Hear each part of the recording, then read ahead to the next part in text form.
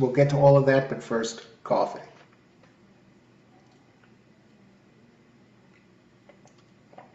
Wow. Death Wish coffee. I mean, it's this kick-ass coffee. It's like getting shot out of a cannon in the morning. 2.6 times stronger than Starbucks, which is notoriously strong, and 3.9 times stronger than Dunkin' Donuts. So a cup of this is like 3-4 cups of coffee. But you know what? I'm not going to overdo it with the coffee. I'll have a couple cups of this today, and that's about it. Because if I drink 5-6 cups of this, it's almost like drinking 20 cups of regular coffee, which is crazy.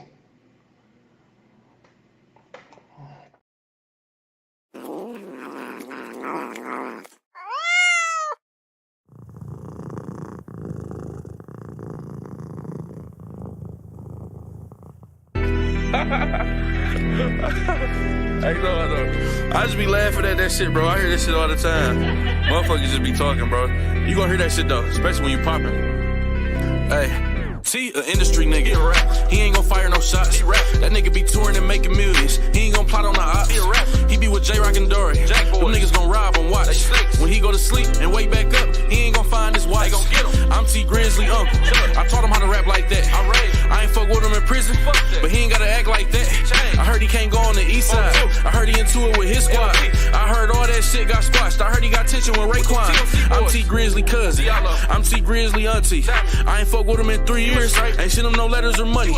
Ever since he came home, that nigga be acting like fuck me. I know I ain't hold him down, but he did a crime, it wasn't me. I'm T Grizzly killer. For bro, I go get on all them niggas. They in they feelings cause he ain't fucking with them. And they can't call that nigga. But he couldn't call them niggas. He look out for all his niggas. Even after he fall out with them, keep telling bro, fuck all them niggas for real, nigga. Hey look, I ain't gonna even lie, bro. You know that shit about me too, you know. And this the type of shit come when you them niggas, boy. Real fucking vultures, yeah. Why Dirk be hanging with Reese? Heard Dirk can't go on his block. Me too. He be in all type of drama. I heard he got burned and shot. How Dirk BD for real? He ain't shit like his pop. His daddy a gangster for real. He got a baby with thoughts. How the fuck he shine like that? He think he better than us. I think he fucked that op bitch. She tried to set him up. He tryna rap like me. Why he sing like Future? He shoulda signed with Keith. He probably be like Future. I think Dirk fell off. I can book him cheap. But that 2.5, yeah, and that tape with T, that shit gon' bring him back. It is. He might buy now 9. I think he left him hanging when he got rich and signed. Beef for real, he got beef for real. Catch him lacking, that's an insta kill. Rob him, shoot him till he dead now. Cause he flexing on Instagram. His new bitch bad. I heard she fuck with dude. For real? I should DM that. Send it to Dirk, cause that's probably the truth. Third person, talking in third person.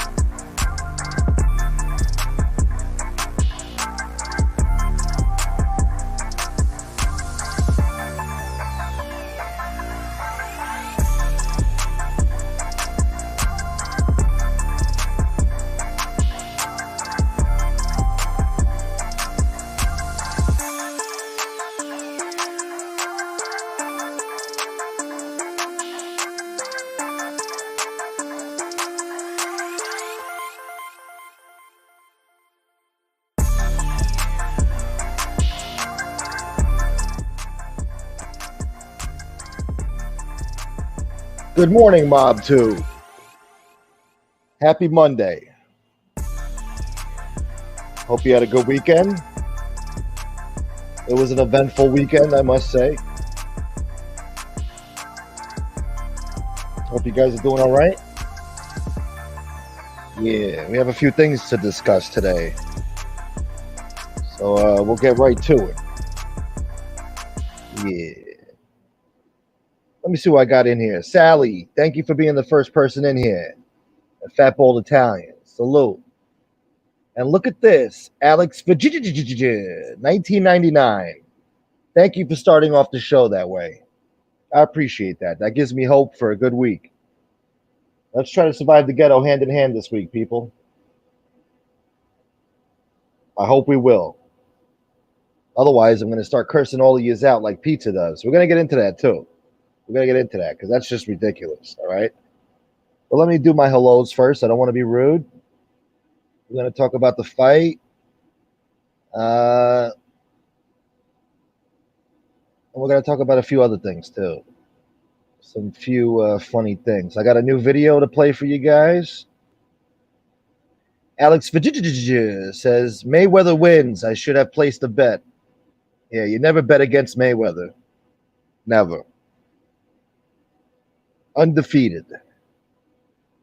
To this day, he's undefeated. What a disgrace that was. Let me just say hello first, do my hellos, and then we'll get into it. God damn it, I got to scroll the way up here. Jesus. Brian Bozek in the house. Salute. I told everyone he had no chance against Mayweather, no rolling around on the floor humping legs in boxing. Yeah. It's a whole different ball game. Good morning, Elsa. Dave, salute. Bambi. Jason Mikesell, salute. Neighborhood Paisan. Brian Bozek. I think Gotti got tired of Mayweather teeing off on him whenever he wanted to, and he couldn't hit him back. Boxing is a skilled sport. MMA is a glorified bar fight. Oh, we got some Pizza Simpson here, huh? Oh, I know who that is. Once they use the clown emoji, I know who that is. That's that fucking, that's that loser on Staten Island with emotional problems. We'll just keep moving. Gotti III is no boxer. He isn't even that good at MMA. He should go into UFC instead of boxing. I'm pretty sure that's what he's going to be doing, right? Be in UFC? I don't know. I thought it was a PR stunt too. I thought it was a what do you call it? Staged. But I don't think it was staged. I think it was real because they did a lot of disqualifying things there that would hurt his career, you know.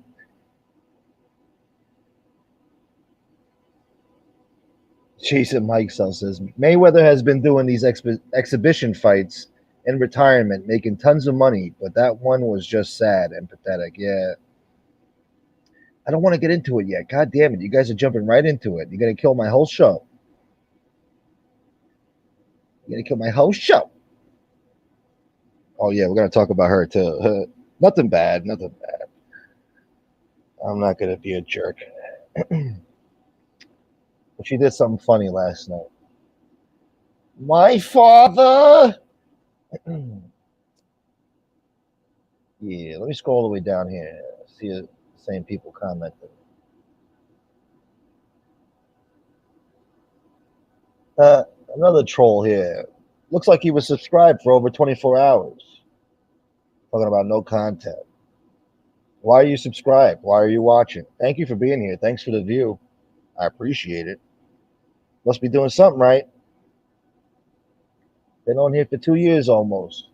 Getting to this money. Let's see. Who the hell is GGG? Mayweather Duck GGG. Who the fuck is that?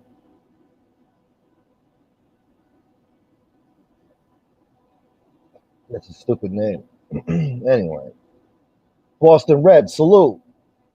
If only John Gotti III fought like he did right after the fight was called. During the fight, it would have been entertaining. Usually Mayweather's fights aren't entertaining. You know, he does a lot of dancing around, bobbing and weaving. But anyway, look. What was it? Last night? Yeah, last night. After the fight, you know, or during the fight, whatever. I went on FBS's show, you know, and he had a panel on there of guys, and they were talking about the fight. We were talking about the aftermath of the fight. You know, it was a big disgrace. You know, the ref said it's done. The fight's over. The kid pushes the ref out of the way and charges at Mayweather. You know, starts a whole brawl. And then supposedly his sister goes online and makes a racist threat towards Mayweather and his family. And it was just completely disgraceful. And I expressed my opinion about it. That's all. Look, if the kid would have fought fair and square and, you know, was a gentleman about it, I would have nothing to say. I would have been like, oh, good shit. You know, at least the kid tried, you know. Kid had a lot of heart to go in the ring at all. You know, it's not easy. So I guess somebody didn't like that. You know, I don't know. Angel didn't like what I said. And if you guys remember, what was it, Friday? Oh, no, maybe it might have been Saturday night. I think it was Saturday. I went into her chat because she was talking about NB and BK and, you know, exposing them for the shitbirds that they are. And I commended her for that. I said, good for you, you know. I'm glad you're starting to see these shitbirds for who they are, you know. She still has a few Nazi simps over there, Nazi trolls surrounding her, you know, that have wrenches in her chat. And, you know, at least she's coming around to seeing, you know, these people for who they are, little by little. Once she sees who MB is, you know, little by little, she's going to see who MRE is. She's going to come to grips with reality. Because those two have been working hand in hand. And, you know, I felt the need to commend her on it. I thought it was good, you know, because she's been pussyfooting around this whole thing for a while about MB making the memes and MB trolling her. And the whole fucking world trying to tell her, you know, this woman's trolling you, you know, really bad. You know, she's the most despicable human being you might ever come across in your life, you know. And, you know, I went in there to say that, and then they blocked me. The Nazi trolls blocked me. And, you know, we're content creators on here. There should be a certain level of respect, mutual respect, where you don't block me. If I come in to say hello, I'm not being fucking mean or saying nothing nasty. You know, there's no need for that. You know? So I went in there, I ignored the trolls, and I said what I had to say, and I got out of there. I sent her a $5 super chat, you know, to get her attention. So then fast forward to Sunday night, I go on FBS's show. I said what I said. And I guess she didn't like that because the title of her show today is going after FBS and Jeff Nadeau and Common Sense. I guess they did most of the talking. But she was still mad at me, and she wanted to let me know it. So hold on.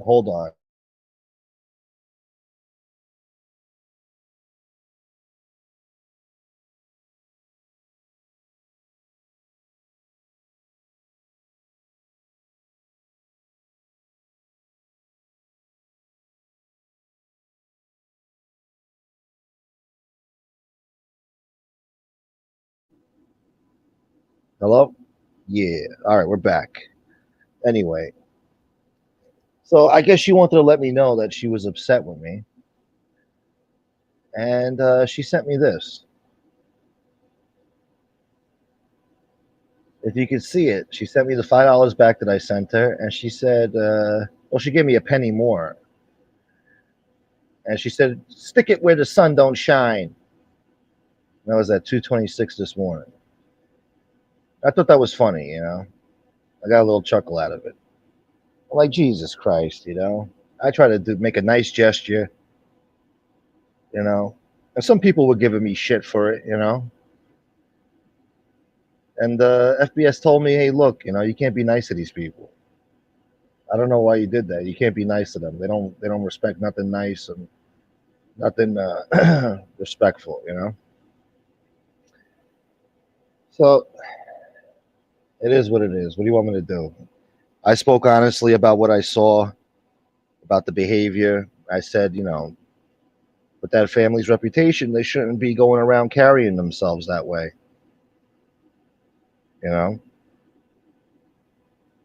So I guess she didn't like that. So that's that.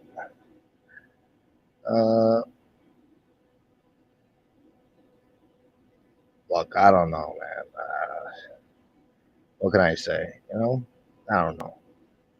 I just got distracted for a second and just screwed up my whole fucking. I was on a roll right now, and just threw me off. God damn it! All right, let me scroll all the way down here. Alex, thanks again, bro. I got Antonino in the house. Salute. Scott H. Dave says Gotti was very unsportsmanlike last night. Don't think we will ever see him in the UFC because of it. Yeah, I don't know.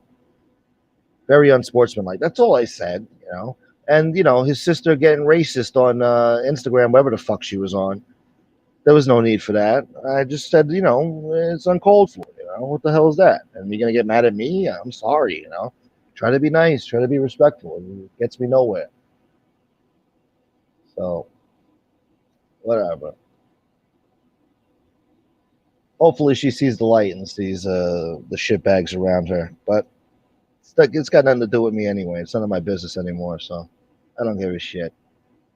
Let them troll her, and she'll find out the hard way that she was supporting scumbags the whole time that were trolling her. We tried to tell her, but he's a small venue fighter, I guess. He's still got more, he's got more training to do. He's got a long ways to go. Mayweather's been fighting since the late 80s, His father trained him as a boxer his whole life, so he's a seasoned trainer.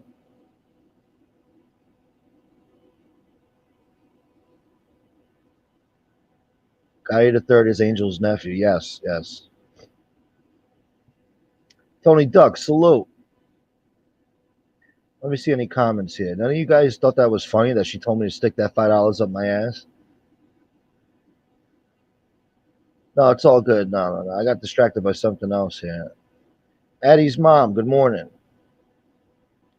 Yeah, Tony Pizza sent his back too. My money ain't green, Nobody wants money for. Pizza sent his $5 back to me too. He thinks he's too good. Meanwhile, now he's crying over spilt milk. Let's talk about that little prick. That cocksucker got about, I don't know, 2,300 in a few days, in quick succession. And what does he do 2-3 days later? He's crying. He's crying that he only got $88 one day. Or he got $88, for the past few days, and he's upset. People pay FBS $5 a month membership. He has over 200 members. So Cash App, $5 to Bad Vegan. When I hit 200 members a month, I will return. So basically, all weekend, he's been boycotting his channel, boycotting his show. And, he refuses to do shows until these people start kicking up to him. He's cursing them out. He's calling them names. He's not giving them any content that they're yearning for, that they're suffering out there for, until they send him money. Now, these people are going in his comment section saying, basically, this ain't right, Tony. You're going about this the wrong way. You're making us look weak. We just don't have it like that anymore. We're in a Joe Biden economy and, inflation. And hey, somebody sent me $5. This is a new name. Oh, yeah, well, that's a shock. Should I say your name? I don't know. Guy sent me $5. He said, don't stick this up your ass. Spend it.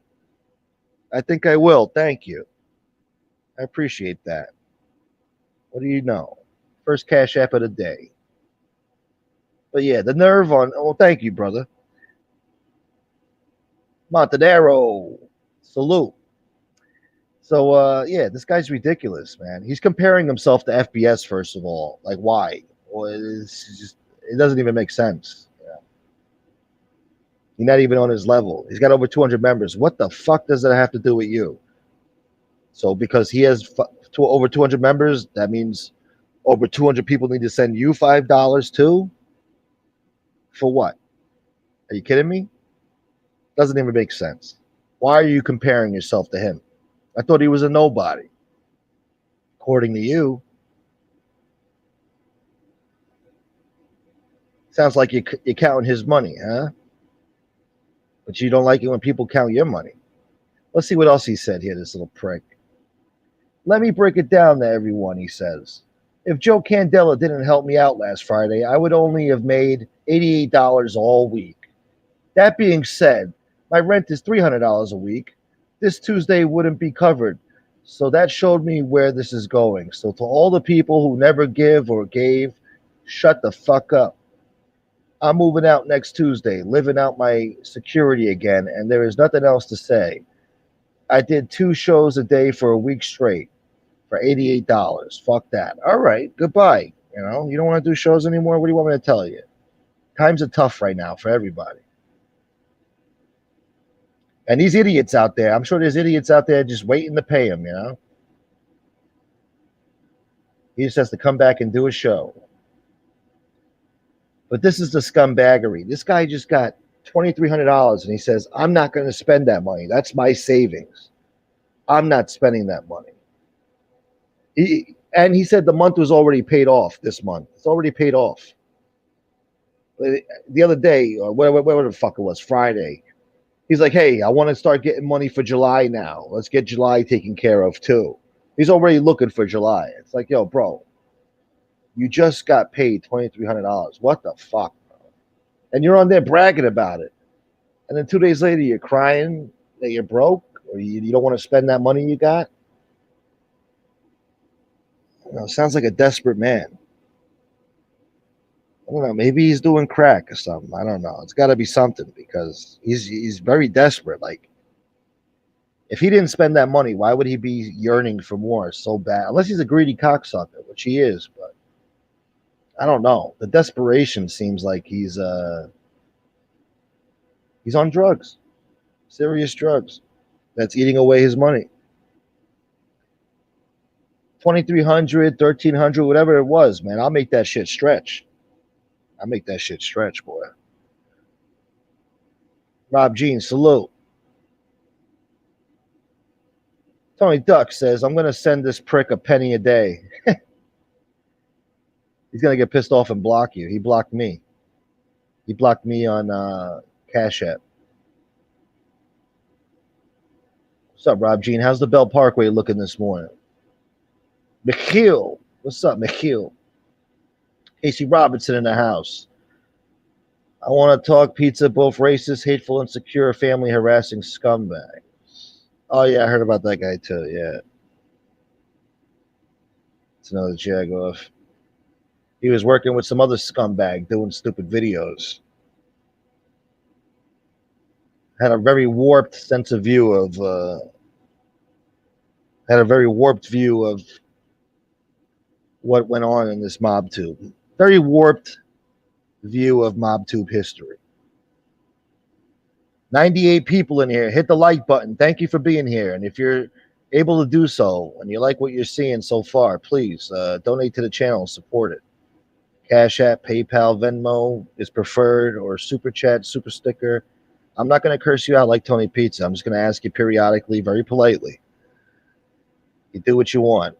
But anyway, here's a word from our sponsors. We got sponsors. Hold on. Here's a commercial.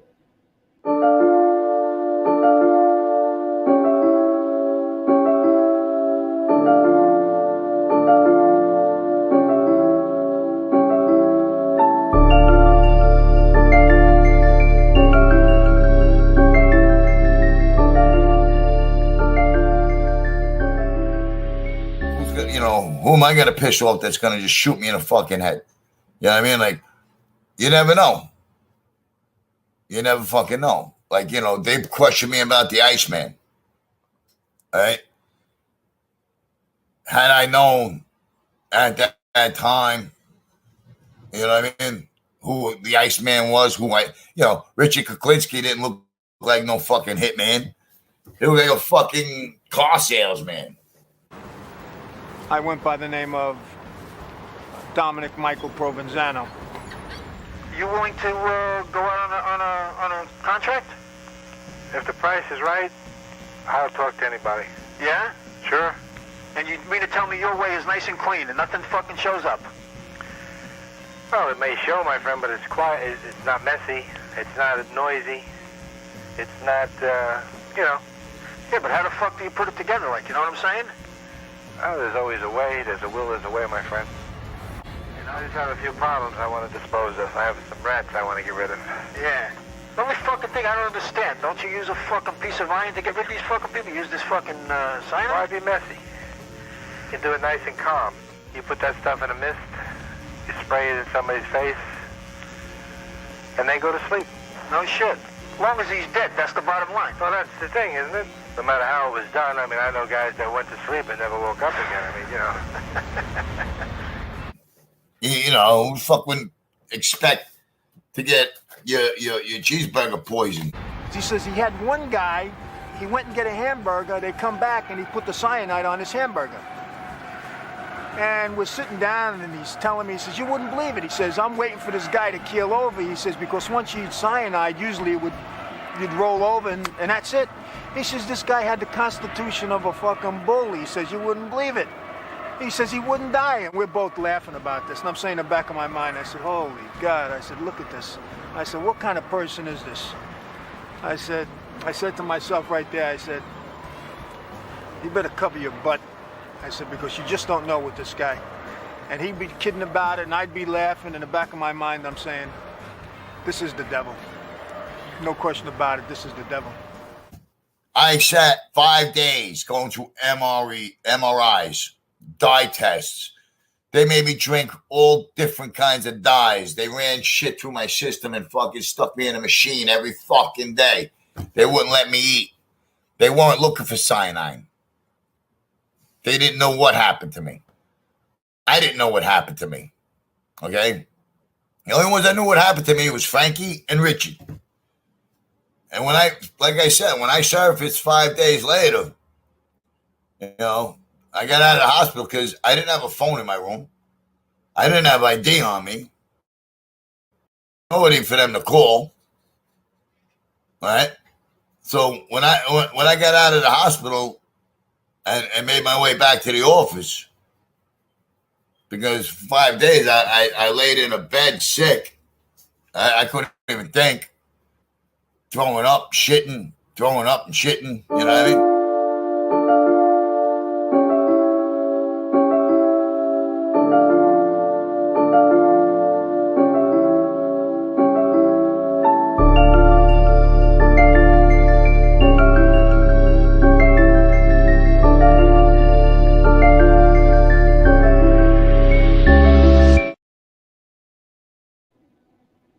Well, who would have known, watching that documentary, that they were talking about Tony Pizza the whole time? He was the one who ate the cyanide tainted cheeseburger. And the Iceman was laughing like, yo, this guy doesn't die. He won't die.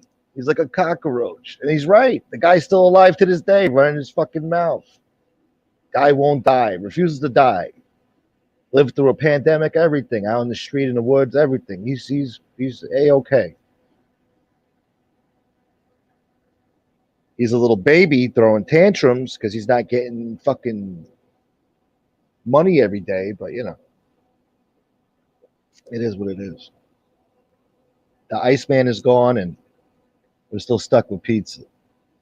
Thank you, Casey Robinson. Imagine if it's actually true. I don't know. He sits there with a straight face and tells you this shit. Who knows? He's convincing. Bambi, Constitution of a Bull. Yeah, he does. Tony Pizza the Bull.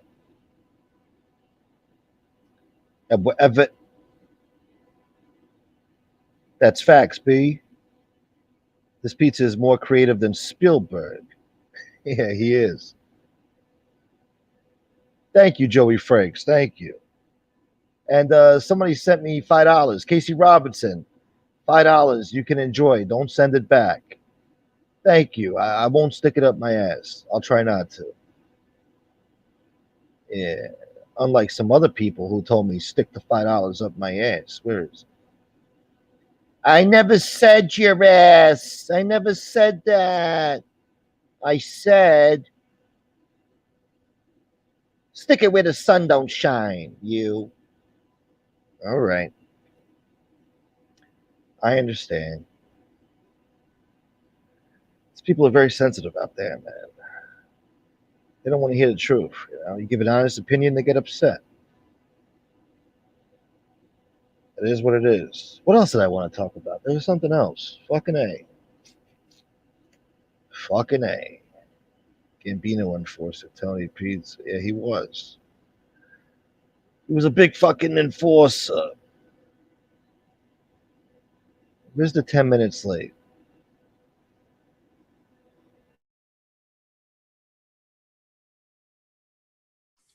Listen, Tom, like I said, I give you enough time to get back to me to make another video. You put me on the pay me no mind list. I take that as a fuck you.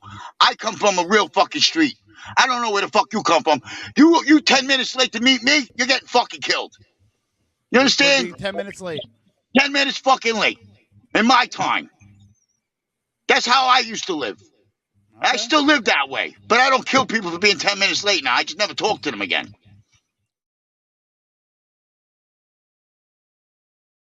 That was real gangster, yeah. Damn, what else did I want to talk about? Fuck, there was something else. I spoke about that. We'll get to it. What's up, Wu Gambino? Boston Red, do you guys think Pizza believes his own lies? Is he that delusional, or does he know his words are lies for money? I don't know, man. Sometimes he knows he's lying, and sometimes he doesn't know he's lying, but he's still lying. Sometimes he believes his own bullshit after a while. I don't know. I've spoken to him on the phone personally where, he'll say something stupid and crazy. I'm like, yo, what the fuck are you doing, bro? He's like, no, I know what I'm doing. I know what I'm doing. Don't worry about it. All right. So he knows that, a lot of it is for show. But I think he's so batshit crazy that eventually he starts believing this shit. Somebody pointed out the other day that he keeps telling the same stories over and over again. They never deviate. I don't know. I'm not trying to give him credit for anything. I'm just saying. He does sit there with a straight face and lie to you. I mean, that hospital story with the IVs up his ass and, throwing up and shitting, and I don't know. He's like a subway rat immortal. He called himself immortal 2 weeks ago. He said even if he dies, he's immortal. He lives forever. Yeah. Yeah, he had MREs. He was going through MREs all week. I don't know. That cyanide might have fucked up his brain. I don't know. Maybe he was normal before he got the poison cheeseburger. I just fucked him up.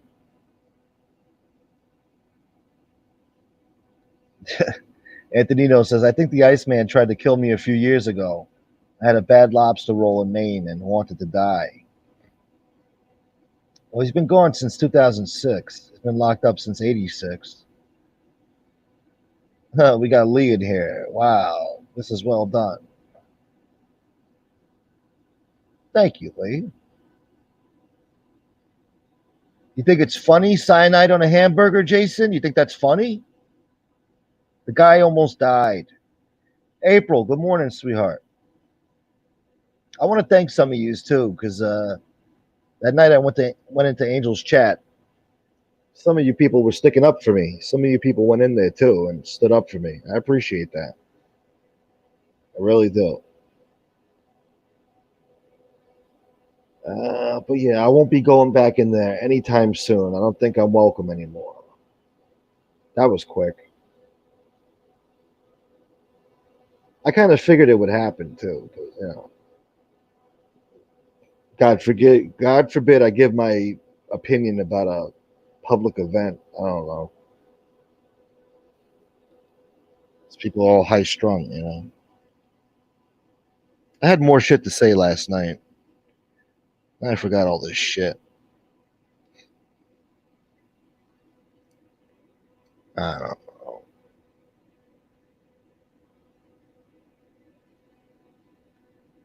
Drop a link for Lee so you could talk smack about the Gotti fight. You want to hear his opinion about the Gotti fight? I don't know. He said he's not coming on no more, so I don't know. Robert B, $2. Thank you, brother. Thank you for that support. I'll drop a link. I'll see who wants to come on. I don't know. Maybe Frank or somebody talk about the fight. I don't know. But yeah, that was disgraceful, man. It's just a bad look all around. They did themselves no favors behaving that way. That's all I'll say.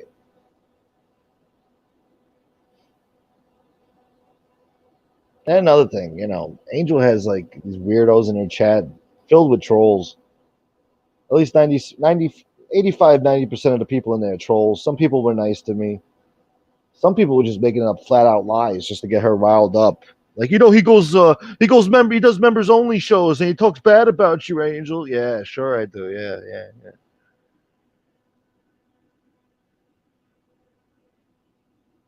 You know, I might impersonate her voice here and there, but very rarely, you know. Oh, something's wrong with Frank's connection. The mic and cam are not connected. Yorkville Charlie, what's Angel's niece's Twitter handle? I don't know. I think Nadu knows. Here we go. Here's Frank.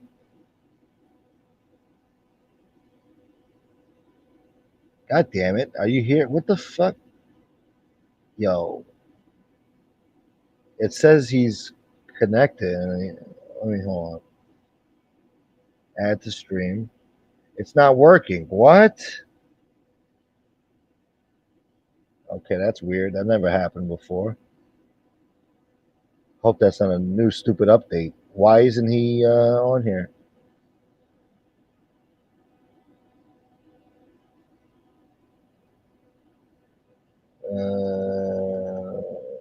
I am not touching the Gotti fight. I'd like to know why Gunsmoke doesn't know who GGG is.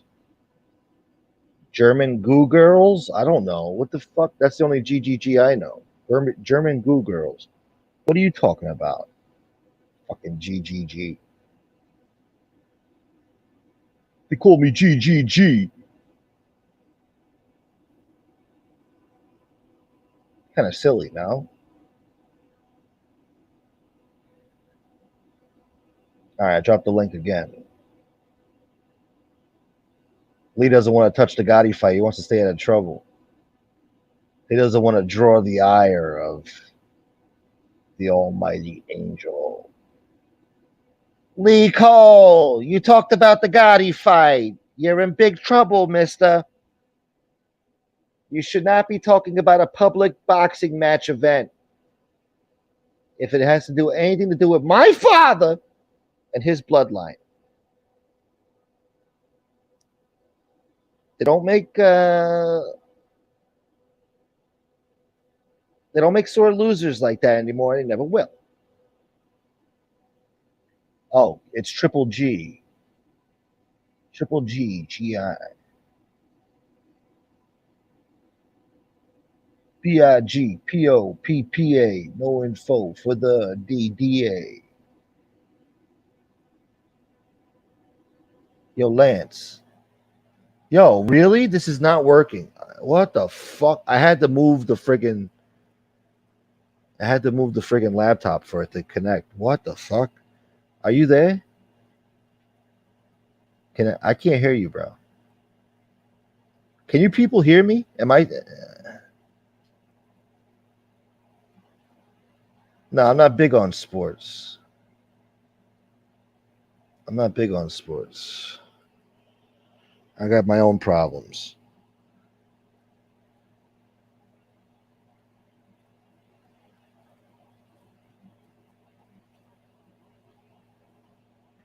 I got some connectivity issues, I guess. Or maybe it's StreamYard. I don't know. I'll drop another link. You think I need this, Ajita? Oh, you hear Gunsmoke. That's it. All right. That's all you need to hear, boy. That's what matters. What did you do? I don't know. What's up, Ranger fan? Jesse, is that all you say? Is the alimony shit? That's all you say. Here's Lance. Yo, Lance. Lance.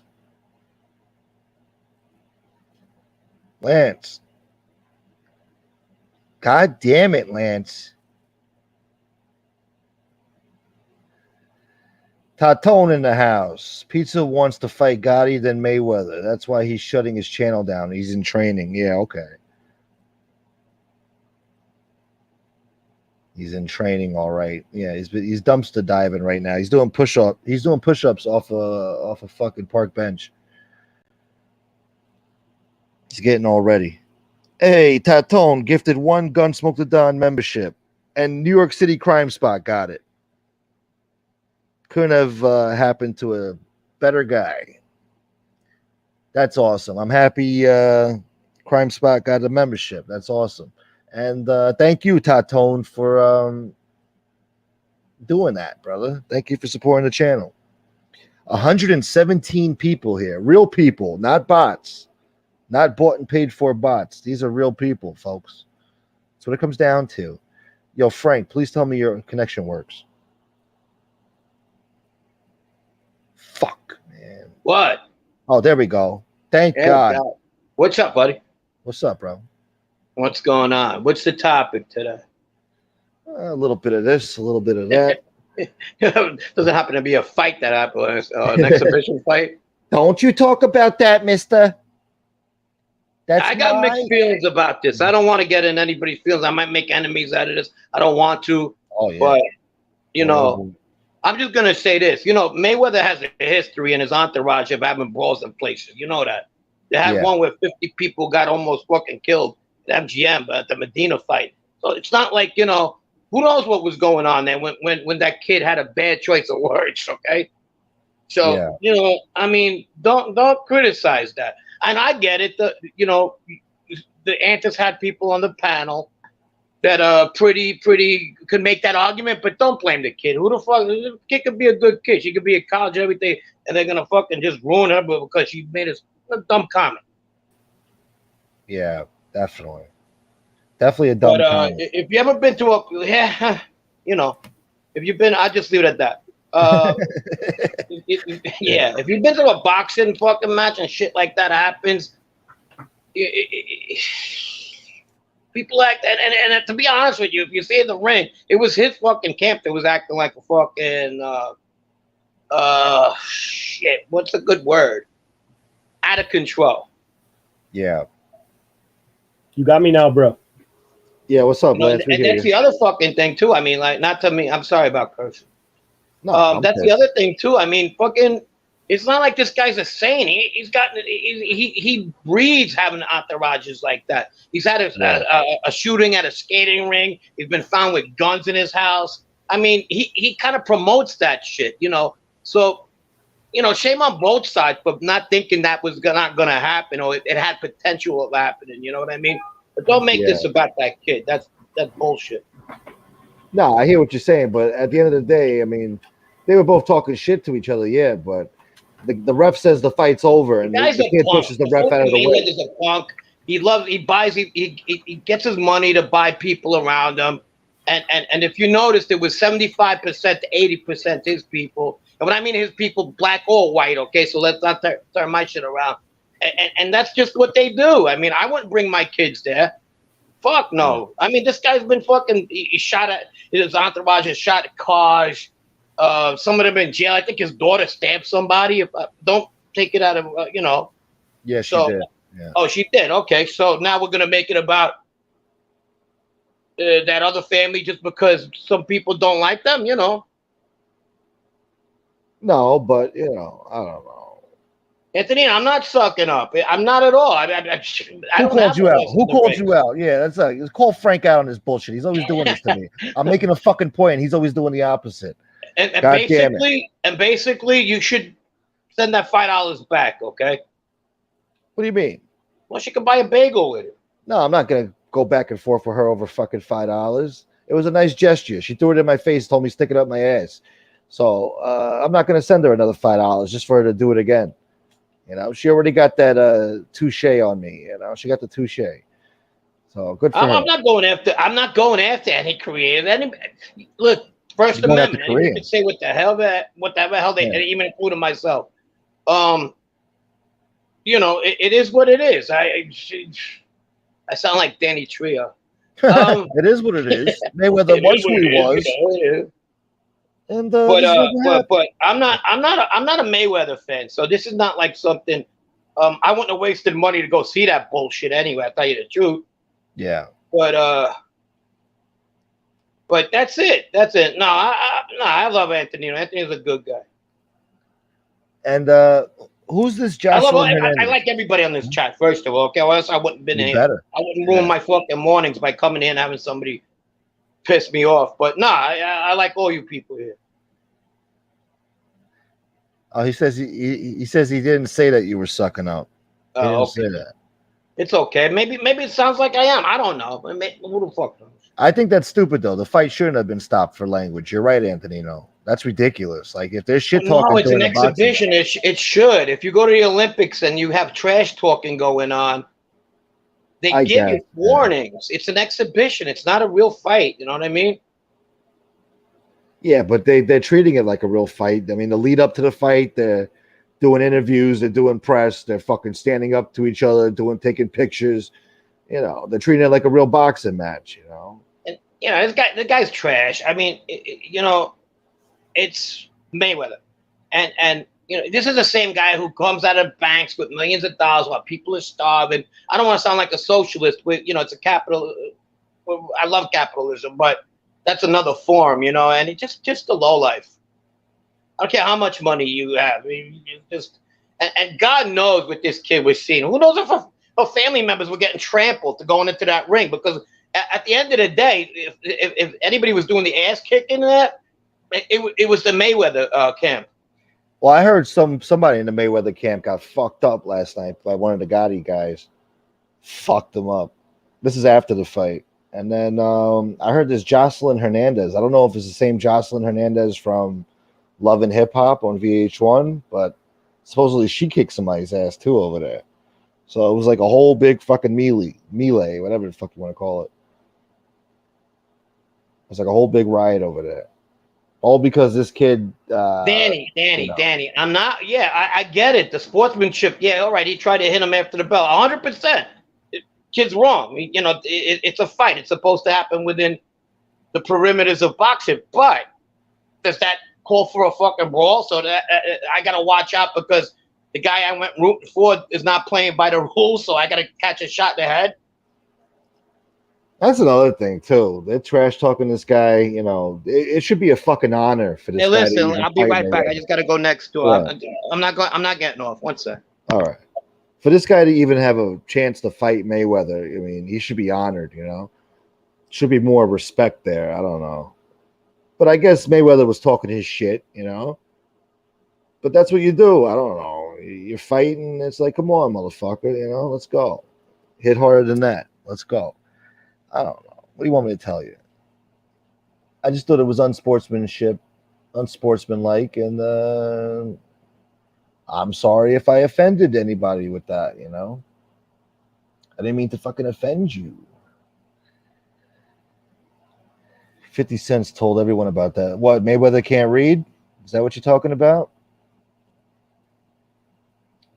Oh, yeah, he can't read a Harry Potter book. Yeah. I challenge Mayweather to read a Harry Potter book. One paragraph. Shit. He's illiterate, but he got that money. What's up, Mob Rats? Exposed as a racist and fat rat. Salute. Mayweather was definitely mad disrespectful. I take my hat off to Gotti's trainer. That dude stood up to the whole Mayweather crew. Yeah, he did. Yeah. He saw Junior jump in there, too. I thought Junior was getting choked for a minute there. I don't know, but there was a lot of pushing and hugging going on, and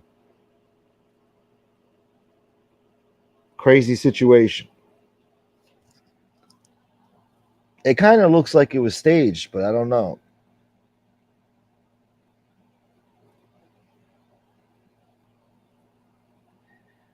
I will give Gotti Jr. credit for jumping into the middle of the melee. Well, it's his son, you know. I mean, your instinct kicks in. You see your son's in trouble or whatever, he's getting jumped, you know. Your basic instinct is to run in there and protect him, do whatever you can, you know. You're not even thinking, really. Donnie says, so who started it, Frank? Why are you continuing to mention how rowdy Floyd's entourage is? That has nothing to do with this. He had plenty of exhibitions without any issues. That's true. Good point there. That's true. Oh, shit. I got 119 people in here. You guys are going to be shocked. You guys are either going to spit at me right now or you're going to fucking be entertained. But here he is.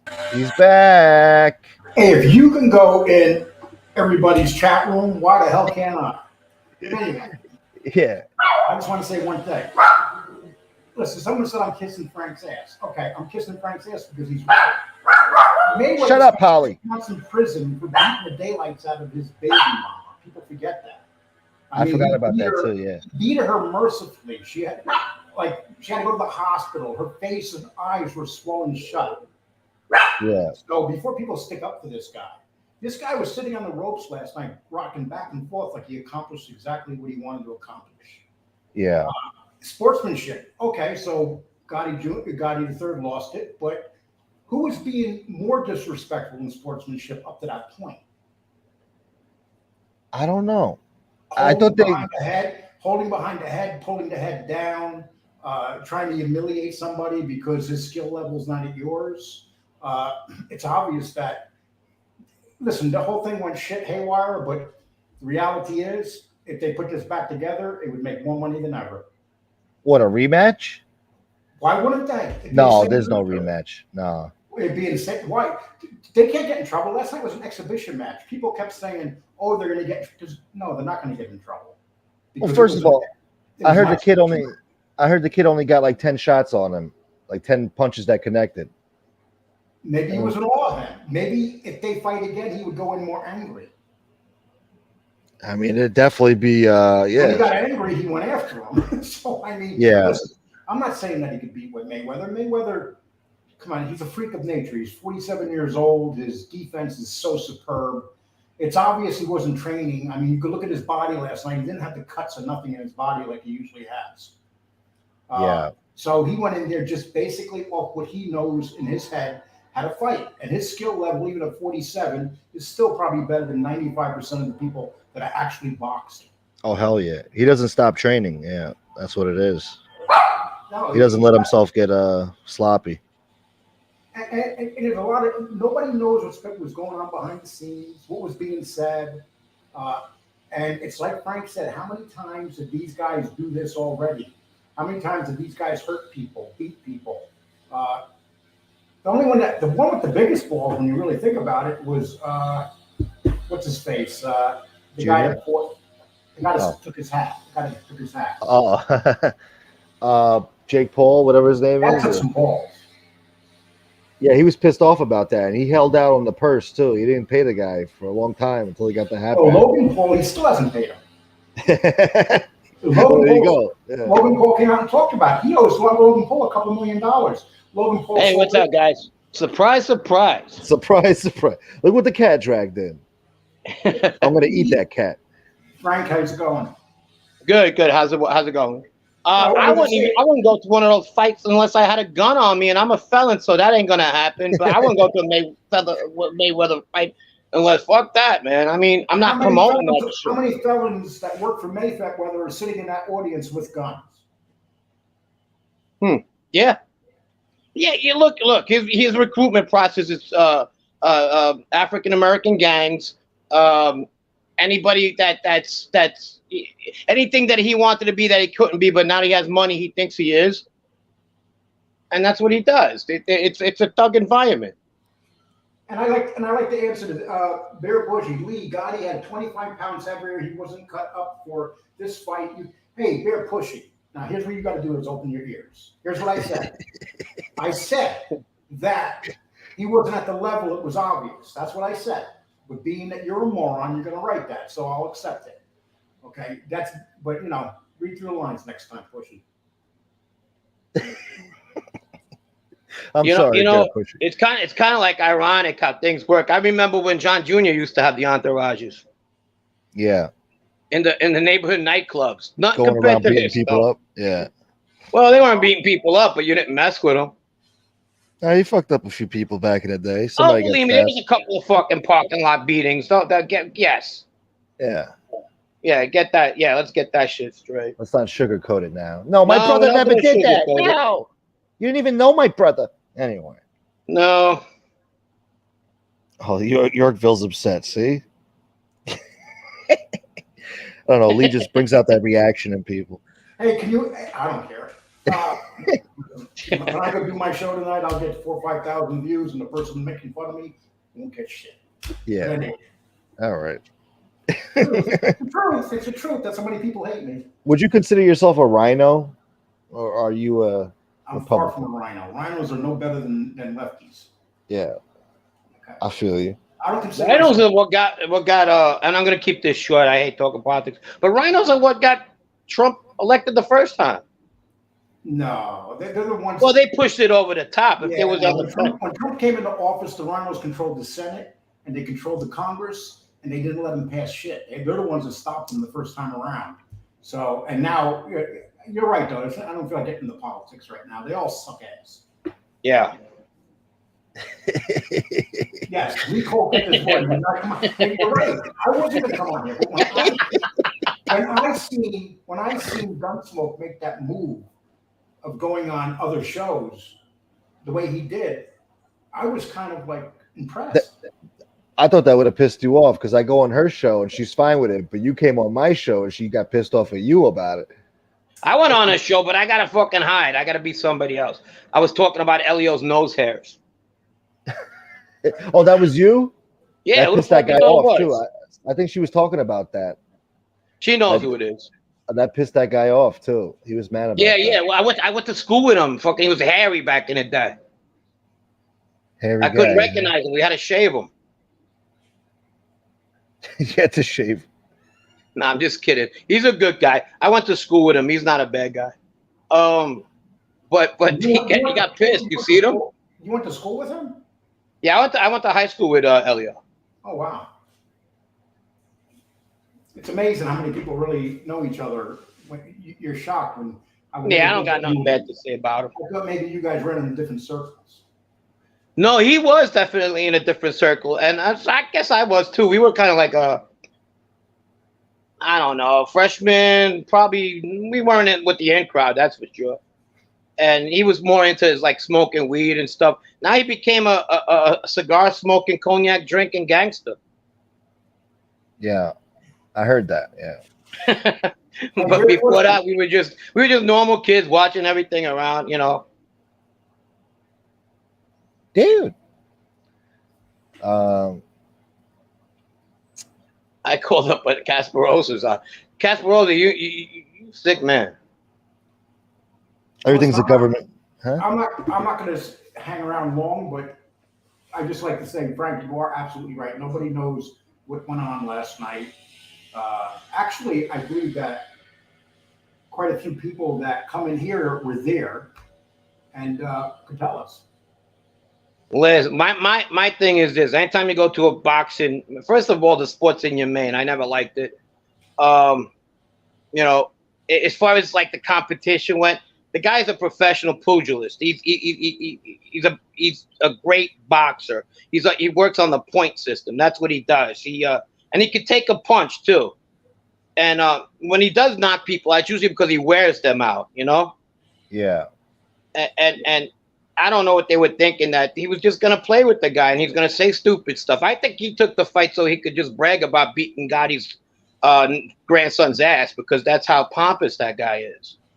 I think that it would have went But fine. at $20 million or whatever the kid got, listen, I got $500,000. He can say whatever the fuck he wants after he's done with me. Everybody's got a fucking number or a number. Numbers, dude. Yeah, but that's what it is. I mean, it is what it is. But to make this, the Mayweather camp is not victims at all. No, but I love this stuff. Lee Cole, is John Jr. a rat? I have no idea. Why don't you go ask him? Oh, now you have no idea, goddamn. I can play a fucking tape right now. Wait. I'm going to be honest with you. He did a 302. He admits he did a 302. So people can take that for whatever they think. That's what it comes down to. Well, What's the 302? Is that something those rats go to? No, I'm just kidding. Well, you know what they are, Frank. I do know what they are. You got are. a fucking stack like this. What are you talking about? Mine are not that big. No. You got a lot of paperwork on you, pal. Yeah, but I have them. But that's the whole fucking thing. You see what I just said? I got to put my foot in my mouth on that one. It don't matter how big they are. They can be 3 pages or they can be 3,000 pages. You still took one. Yeah. That's what it comes down. But it's not. He doesn't hide it. I'm sorry, now. I mean, Junior said that he's done one. So why is this a conversation? I'm not going to talk about that. They just want to hear you say it for others. Yeah, they want to hear me say. No, I know exactly what they want to hear. I just said what I had to say. He did a 302. End of story. Yeah. You know, when I was in the can, there was. We'll get to like the other groups, organized crime groups, okay?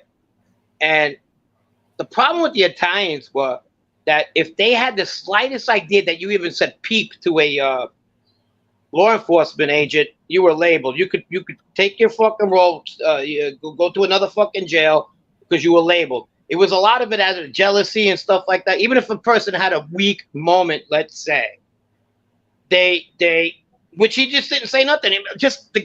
Let's say if the feds would have came into the room and then the guy goes, "Hey, you know what? I don't want to do this no more," and didn't say anything, he'd be labeled for even somebody seeing him. You understand what I mean? Yeah. And that's the problem with the Italian Americans. Instead of saying, "Look, he's not talking," out of fucking let's hold him back. He could do a lot of damage if they grab him. Let's talk to him. The other groups, I've seen them do that. Like Black Wolf, look, I've seen them be like, "Hey, wait a minute. If he talks, we're fucked. Let's just be cool about this, all right? He had a bad time, but that's how it is." Hey, Frank, let me ask you a question. How many guys do you think that were in that ring last night that hang around Mayweather have 302s?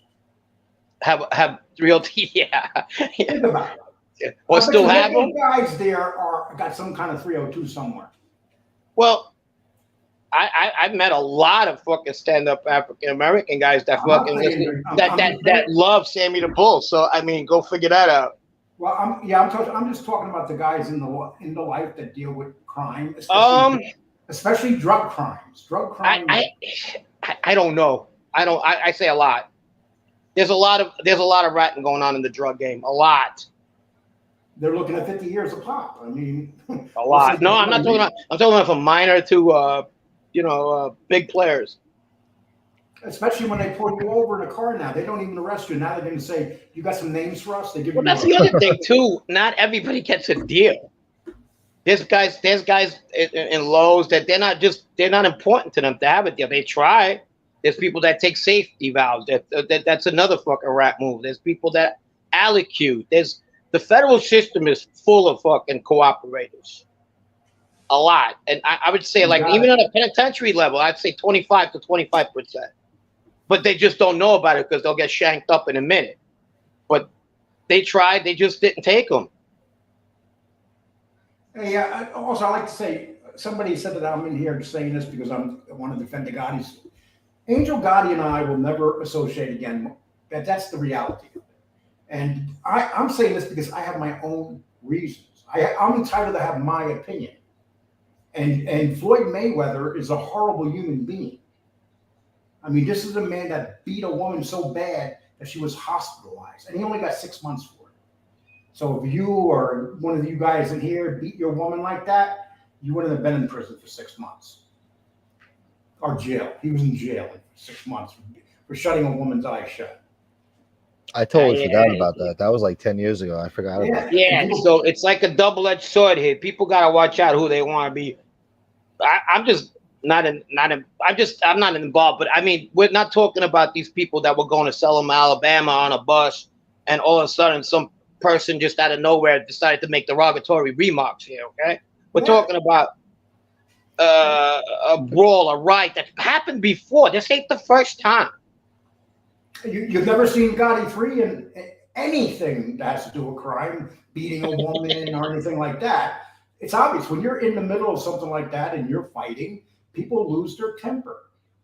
Yeah. We don't know what it was obvious. Floyd was talking a lot of shit in that fight. Can you imagine the stuff that was coming out of his mouth? Imagine someone talking crap to you and you can't hit him back because they're that good. Yeah. He's taunting him, you know. He's trying to frustrate him to make him. Well, that's why. Well, that's why he ran up to him and wanted to get UFC on him. You know what I mean? That's a different ball game. And Mayweather's going to make more money no matter who he fights next. Personally, I think he'll fight Gotti next. No matter who he fights next. You know, don't forget about this. We got to remember, Conor McGregor threw a metal thing through a bus window and almost killed people in the bus. And they used that to make for publicity in the fight. They still use that for publicity. These guys will, you know, so this is nothing that happened last night, a brawl in the ring because people's tempers are running high. That's nothing. No one went to the hospital. No one got killed. When Conor McGregor threw that thing into the bus, a guy was almost blinded. He was not. Yeah, he's another scumbag. Let's call it what it is. Horrible. You see, let's not make this a fucking. Let's not make this a black and white thing. There's a lot of scumbags in boxing and UFC. He punched out a mascot a couple days ago. He hit him too hard. Oh yeah, I saw that. That was fun. I had to go to the hospital. That guy had to go to the hospital. You know what he was thinking in the back of that ambulance? God, I'm going to be rich. Yeah, but that was like, you know, staged. I mean, maybe he could sue. I don't know. Well, it depends how drunk. It's obvious that Conor's drunk all the time now. Yeah, that wasn't part of the plan. Doesn't he have a Jameson whiskey? He endorses them. Yeah. I think he has his own company. He's about to fight again too. He just sold his own company and got like $500 million for it. But he still gets paid as a spokesman and stuff. He still has stock in the company, even though he got $500 million for selling his company. Well, I heard he's going to fight again in the near future, which I thought he was retired. I thought he was done. Oh, Donnie.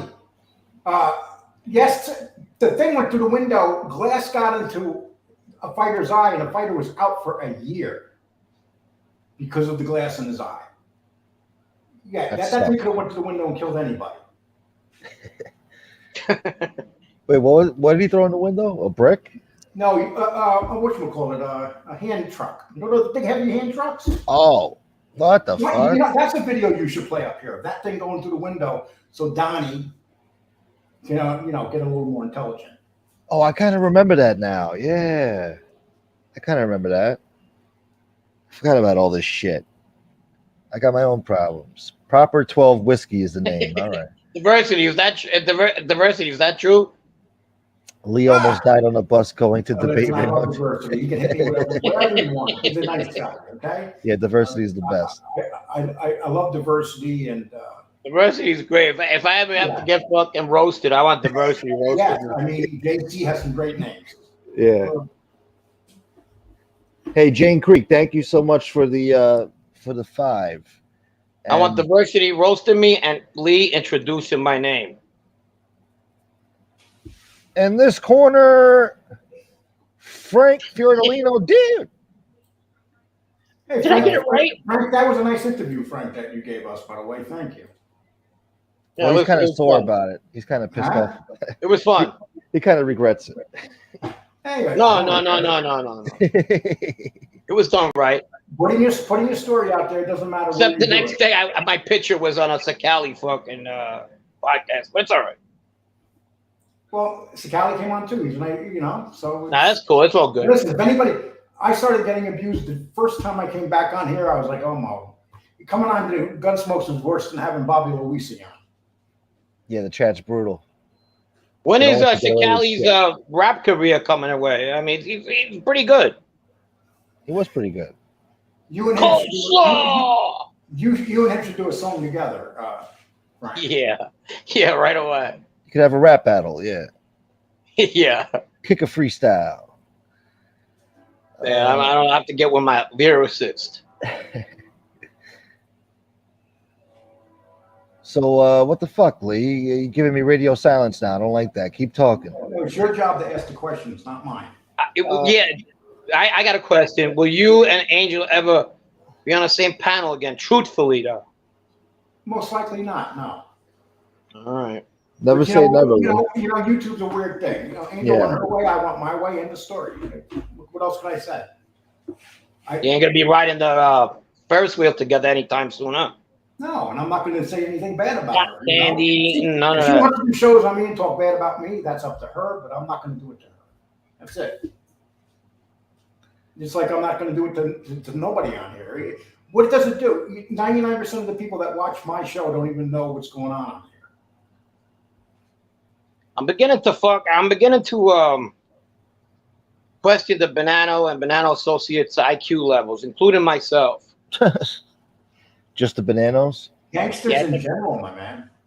I don't know no bananas. Well, I've said that in the past. I mean, people look for smart gangsters. That's like an oxymoron. So. I can imagine. Well, you can give a better detail walking around with guys. You're talking 99% of these guys were uneducated high school dropouts. They were street smart, but they weren't common sense smart. Right. They sure don't make them like Danny Trio anymore. Danny's a smart guy. Yeah. Yeah, I'd say. It's like videos that I want to redo of Danny, and I'm those are gold. Don't get rid of them. Don't keep them up forever. They are gold. Hey, listen, they're gold because they get views all the time. I have people say to me, "Who's Danny Trio?" Somebody's at your door. No, that's someone mowing my lawn in the back. That's the landlord. I remember I made a comment on one of his Facebook things. I pay my rent. I don't have to worry about. No, I get it. That's the dog chasing the landlord away. Not this month. Yeah. Bite him. Listen. Yeah. I remember I made a comment on Danny Trio's Facebook.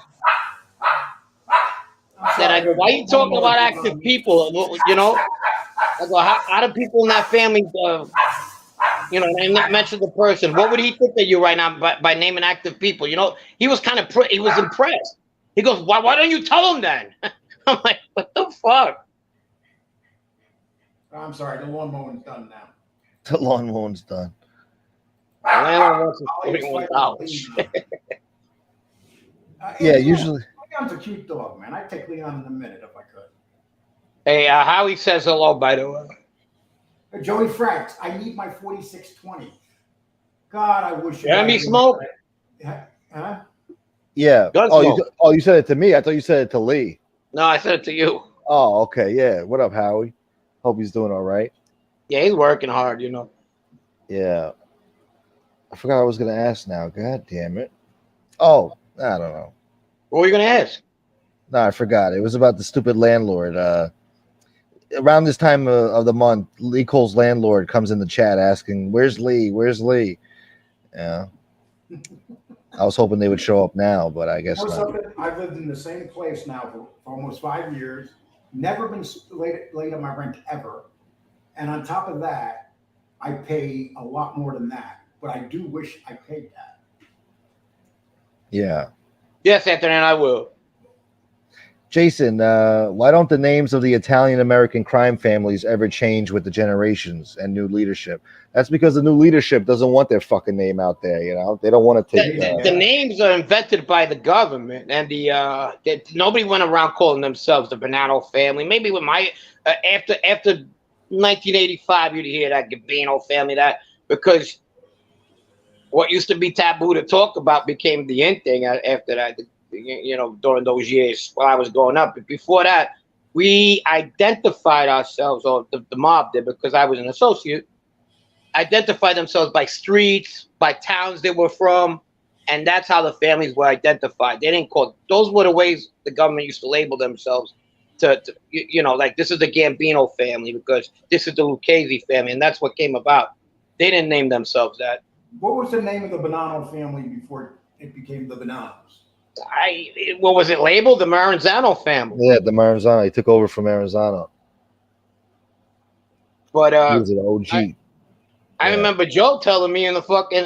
He goes, he wasn't saying that he wanted that. He goes, now they're calling us the Messino family. But he was like smiling about it. You know what I mean? That never stuck.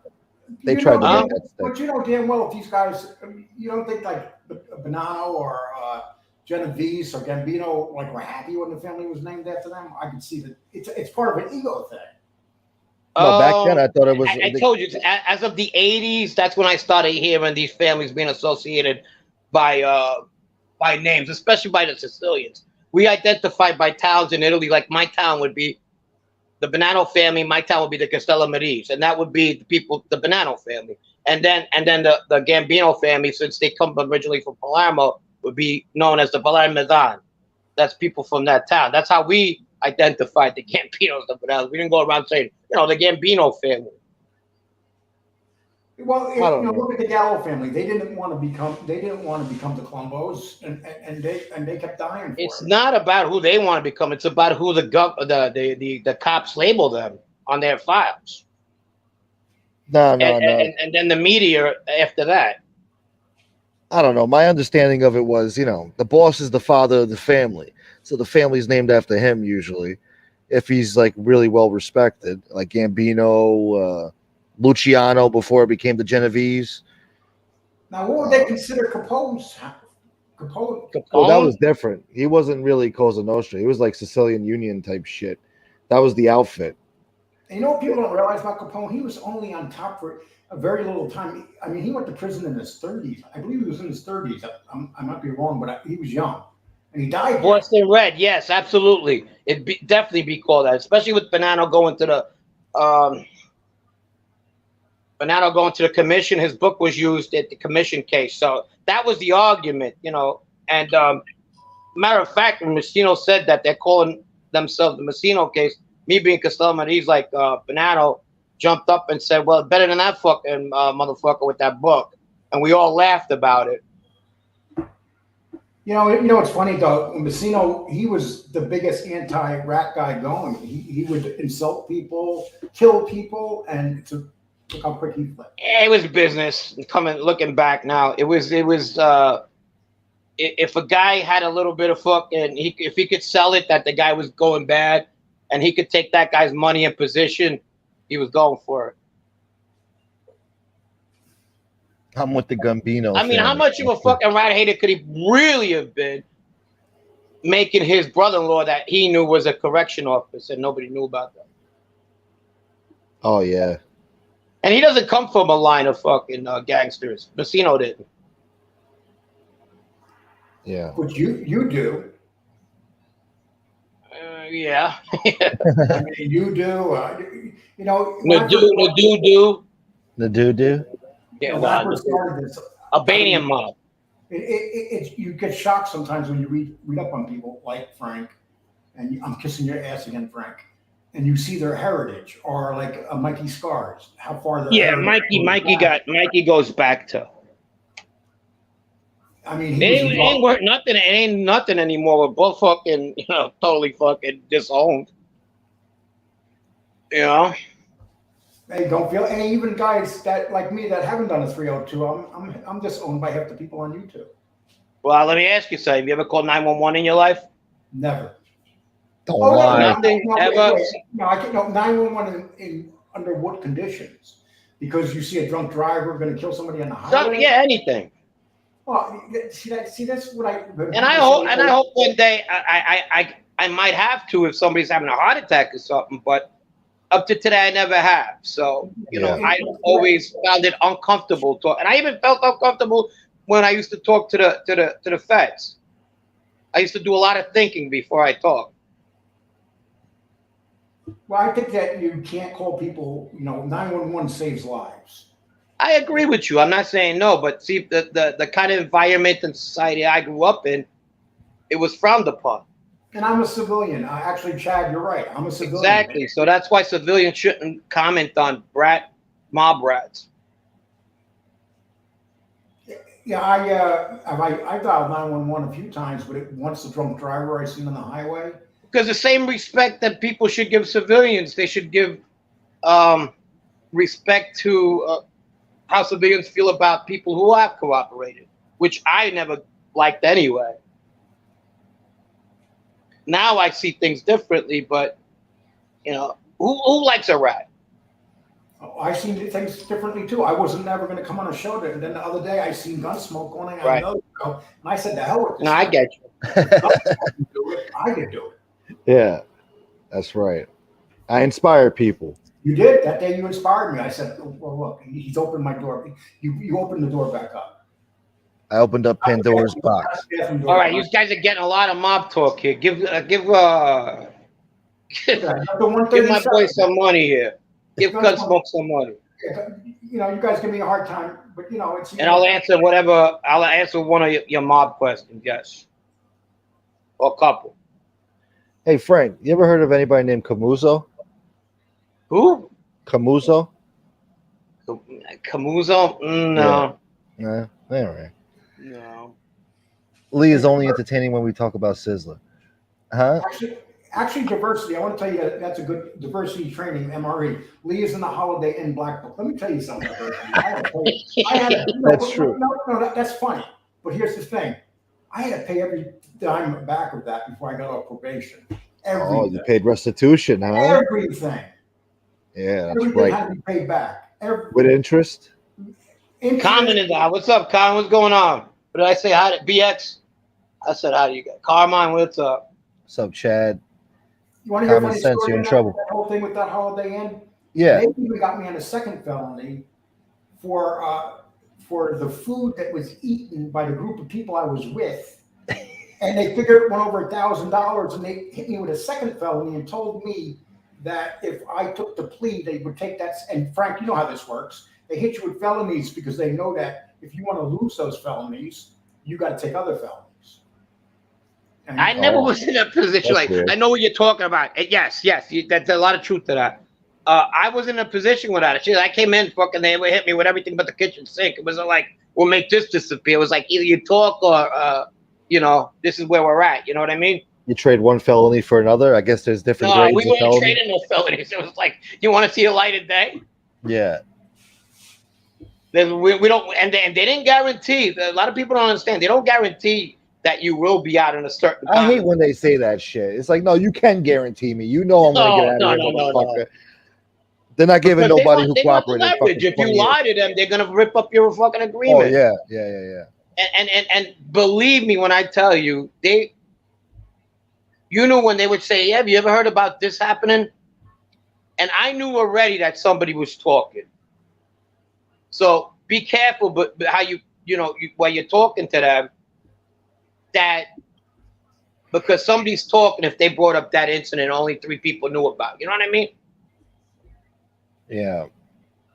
Like if me and you went out to the candy store and stole 6 Tootsie Rolls, right? A Tootsie Roll. And me and you only know that 6 were taken on the store or whatever that day, whatever. Now you're doing math. And all of a sudden, well, tell us about the 6 Tootsie Rolls. You'd be like, what the fuck?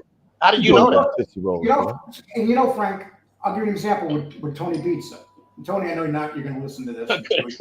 Oh, he's watching. Here's what I have to say about it. Tony Pizza, okay, so he was in there. He was sitting on the sidewalk, and one day Tony Peck walked out and said, hey, you want to come clean my social club? Tony goes in there. Then he stays a while. Then he's sleeping on the couch. He's on that couch, and if he hears something going on in there, and the FBI questions him, right away he could be brought into the RICO. Oh yeah, without a fucking doubt. Come on, he's threatened to call the cops on these guys over a phone call. What makes you think he's gonna fucking hold his mud on being caged up? Well, I think they actually did hit him up on that. That's just my opinion.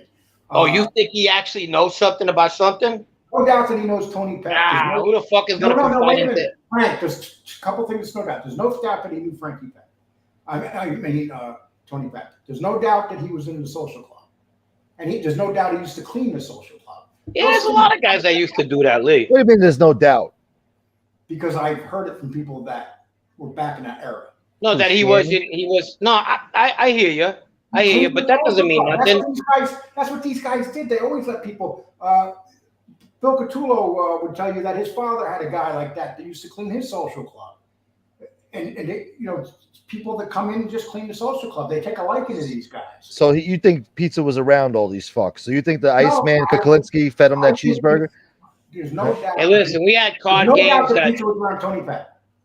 No doubt. Okay. We had card games that we had mentally disabled kids and guys come in, and they used to get fed and stuff like that. And of course, we know the families, but they were open to them too. We had a lot of that going on. It was just. It was a community, that's what it was, and if we knew you in there, so he probably knew people. They were like, yeah, he's all right. He's hard on his luck, but he's okay. Let him in. He's probably sitting on the sidewalk in front of the building, shitting himself for like a month, and they decided to bring him in there. No, he would have got his ass kicked then. They tell you, hey, not here. Go around the corner and shit. I heard some crazy story where the only connection he really had to any mafia type of guy was, I guess he worked around some fucking restaurant somewhere, and the guy was like an associate, or maybe he was a soldier in the mafia, and the guy had a fucking heart attack one day, and Pizza was around. He took the guy's car and drove him to the hospital, saved his fucking life. That's the story I heard. That's why he thinks he's in the mob and shit. Well, there was one thing for sure. Tony Peck had two sons. One of them died. The one that died hated Tony Pizza. He put remarks on Facebook where he despised Tony Pizza. Tony did something to piss off Tony Peck's son. There's no doubt about that. It's on Facebook.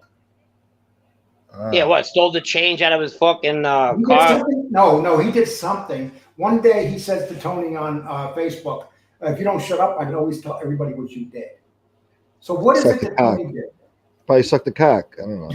Yeah, but are we trying to make this guy something he wasn't? Come on, man. Right. No, we're not. You know the neighborhoods. Everybody knew somebody. Yeah, that was exactly. You hit it right on the button. And how many people do we know that knew somebody and try to pretend they're gangsters now? Yeah. Yeah, there's a lot of them. Every Italian family has a couple guys in the family that pretend they're gangsters their whole life. Yeah. There's a lot of them, and you hear them on panels all the time. Talk about, Angel, me and your father, this and that. Dude, I guarantee you these guys didn't know her father. On her panel. My father? First of all, he was a very approachable guy, if you didn't know. Just let's get that shit straight. He got caught jerking off. Yeah, probably got caught whacking his music. Hey, I'm not saying Tony Peck, I do not believe in any way he was ever a gangster. But I do believe that he knew Tony Peck, and he knows Tony Peck's sons. One son came on his channel, and the other son was insulting him on Facebook before he died. That's a fact. What's this guy's name that he's his son? How do you know it's his son? Pepperelli? I can send you the link. I don't even know if the page is up anymore, but I'll send it to you. That's crazy. I checked this 2 years ago. Yeah. I think maybe he just goes around looking for gangsters, kids online or family members on Facebook and tries to befriend them and shit.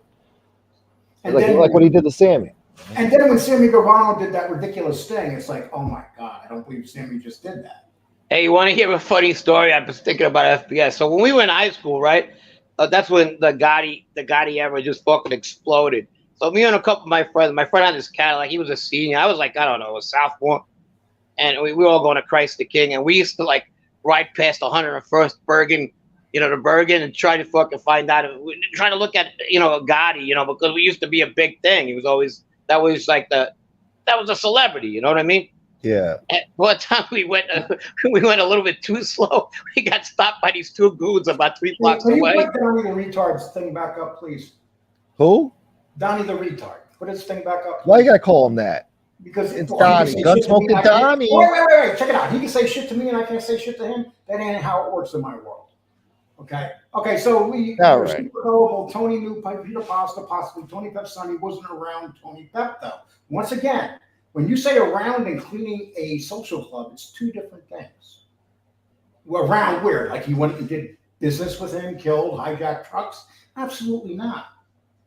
Yeah, Carmine. Sarvalada is on Fox News telling us. So yeah, he is. It's a good segment too. Check it out, guys. You didn't mind me plugging Anthony, did you? No. I don't give a shit. No. All right. Thank What are you. you talking about? Of course not. No. Yeah, my story was so anyway. We were looking too close. It was this black Cadillac, but two guys just stopped us in the road out of the club and looked in, and they're just fucking kids. We're like, hey, what's going on? We got pretty shooken up. And common sense, I actually agree with you on that. If he was around him, it was by accident. He accidentally cleaned the social club. And Tony Pep. You missed a spot.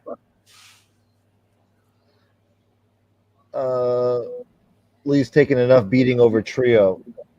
Yeah, you did take a beating. This ain't a beating I'm on here right now. People can say whatever they want. How's it going to affect my life? Not at all. Not even a tiny little bit. Well, that's a positive outlet. Let them go at it. Yeah. Oh, thank you, Bud Rob. Yeah, that's nice, man. All right, let me rephrase that. I said civilians shouldn't talk about it. Yeah, unless the civilians are people affected by riots, like the families and stuff. If they got something to say, they got their right to say it. Yeah.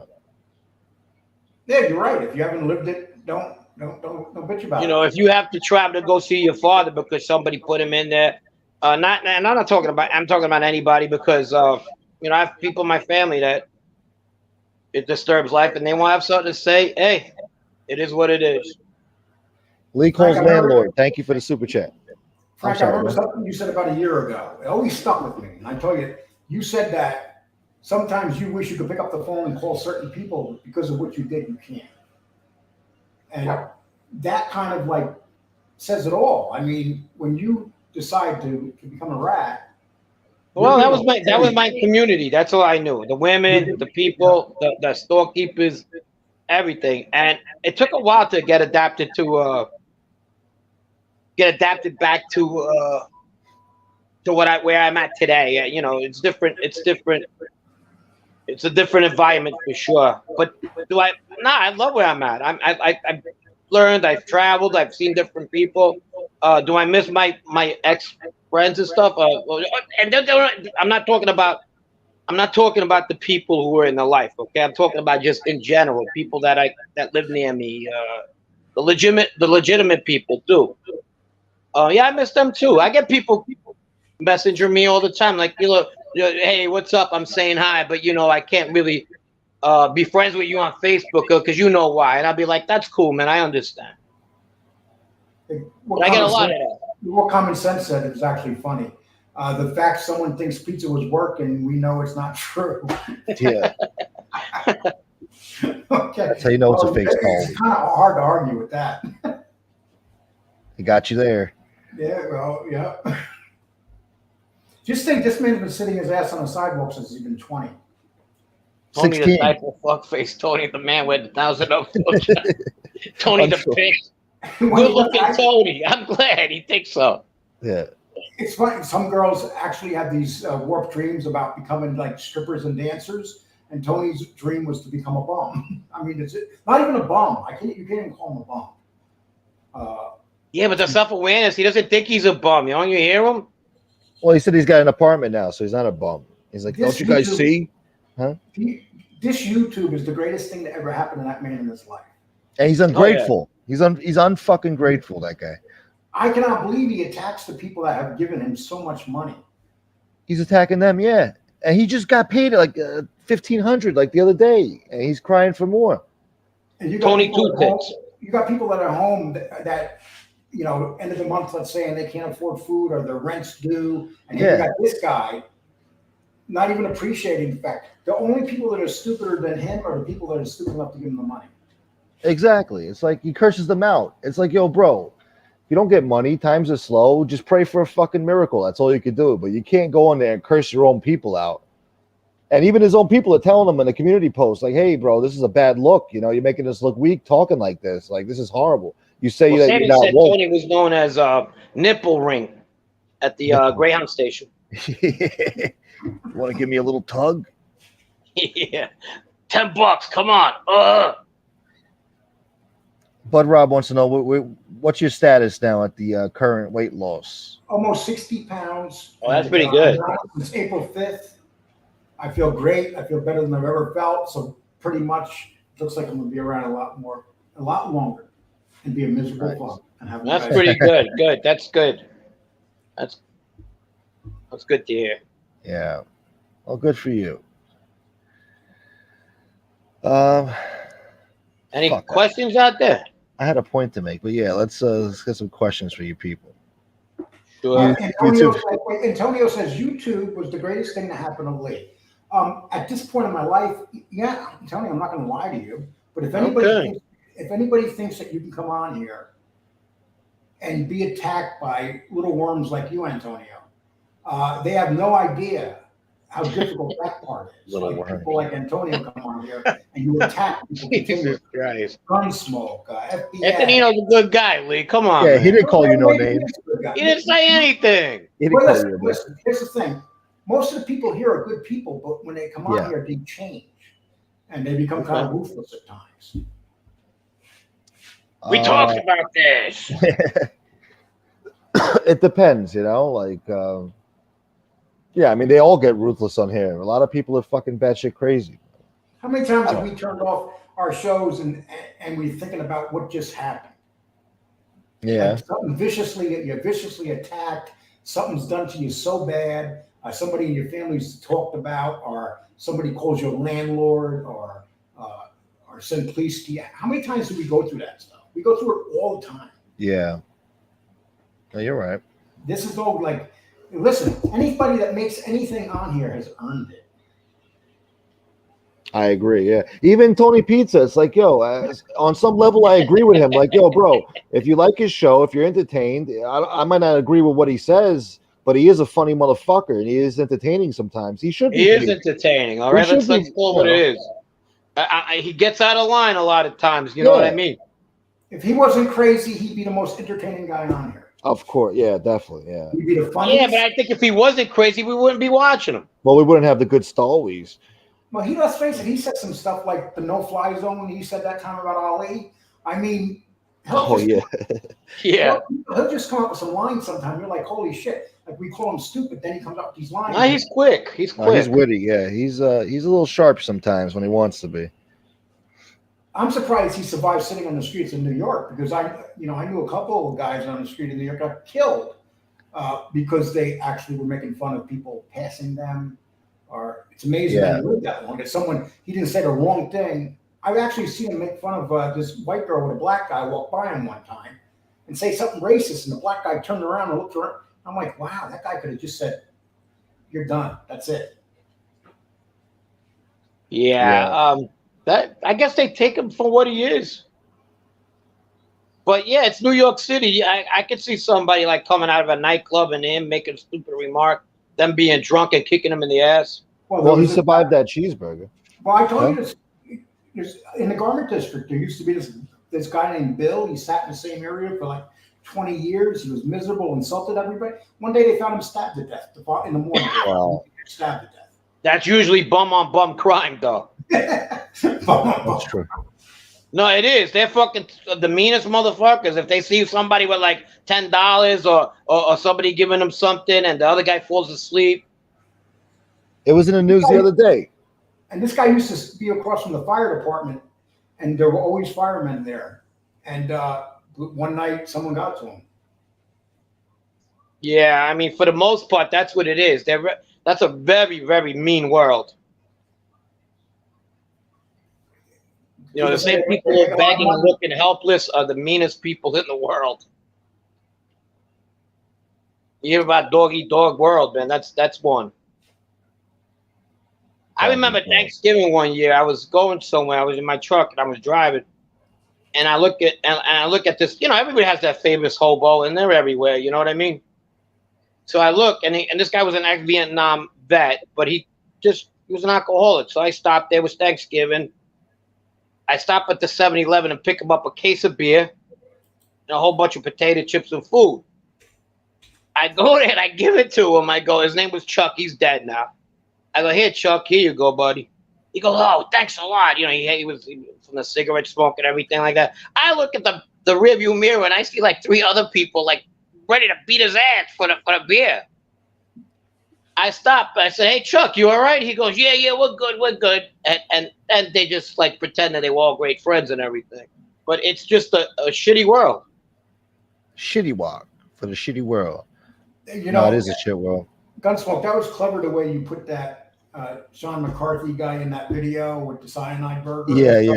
Yeah, that was very good. Thank you. That's really good shit that you did. Yeah, it was. Hey, No, play that again. Play it again? Yeah, I'll play it again. That was awesome. It's funny because I stumbled that upon was one of your better pieces of work, actually. Yeah? Thanks, bro. Yeah, for sure. Yeah, because I was just skimming through YouTube the other day, and that documentary came up. So I'm like, let me see what they're talking about here. It's, because Pizza talks about the Iceman, and I was like, oh shit, they actually mentioned it, the fucking cheeseburger. I totally forgot about that. So I had to put it together. What's up, Marlo 187 Bowl Crusher? I'm gonna play this little clip here. You might appreciate it, Bowl Crusher. All right, let me play it real quick.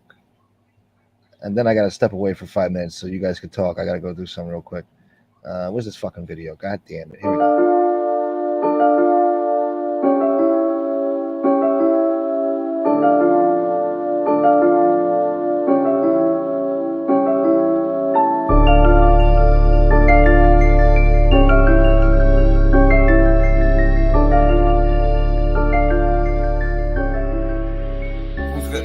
Who am I going to piss off that's going to just shoot me in the fucking head?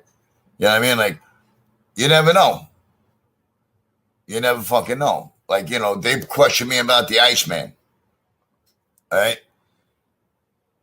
Had I known at that time, you know what I mean, who the Iceman was, Richard Kuklinski didn't look like no fucking hitman.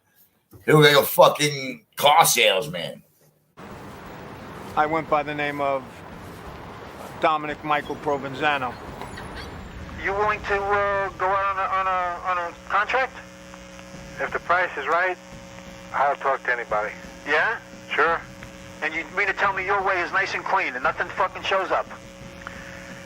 Well, it may show, my friend, but it's quiet. It's not messy. It's not noisy. It's not, Yeah, but how the fuck do you put it together? Like, you know what I'm saying? Oh, there's always a way. There's a will, there's a way, my friend.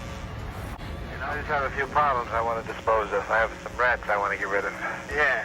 The only fucking thing I don't understand, don't you use a fucking piece of iron to get rid of these fucking people? Use this fucking cyanide? Why be messy? You can do it nice and calm. You put that stuff in a mist, you spray it in somebody's face, and they go to sleep. No shit. As long as he's dead, that's the bottom line. Well, that's the thing, isn't it? No matter how it was done, I mean, I know guys that went to sleep and never woke up again. I mean, Who fucking expect to get your cheeseburger poisoned? He says he had one guy, he went and get a hamburger, they come back and he put the cyanide on his hamburger. And we're sitting down and he's telling me, he says, you wouldn't believe it. He says, I'm waiting for this guy to keel over. He says, because once you eat cyanide, usually you'd roll over and that's it. He says, this guy had the constitution of a fucking bull. He says, you wouldn't believe it. He says he wouldn't die. And we're both laughing about this. And I'm saying in the back of my mind, I said, holy God. I said, look at this. I said, what kind of person is this? I said to myself right there, I said, you better cover your butt. I said, because you just don't know with this guy. And he'd be kidding about it, and I'd be laughing. In the back of my mind, I'm saying, this is the devil. No question about it, this is the devil. I sat 5 days going through MRIs, dye tests. They made me drink all different kinds of dyes. They ran shit through my system and fucking stuck me in a machine every fucking day. They wouldn't let me eat. They weren't looking for cyanide. They didn't know what happened to me. I didn't know what happened to me. Okay? The only ones that knew what happened to me was Frankie and Richie. And when I surfaced 5 days later, I got out of the hospital because I didn't have a phone in my room. I didn't have ID on me. nobody for them to call. Right? So when I got out of the hospital and made my way back to the office, because for 5 days I laid in a bed sick. I couldn't even think. Throwing up, shitting, throwing up and shitting. You know what I mean?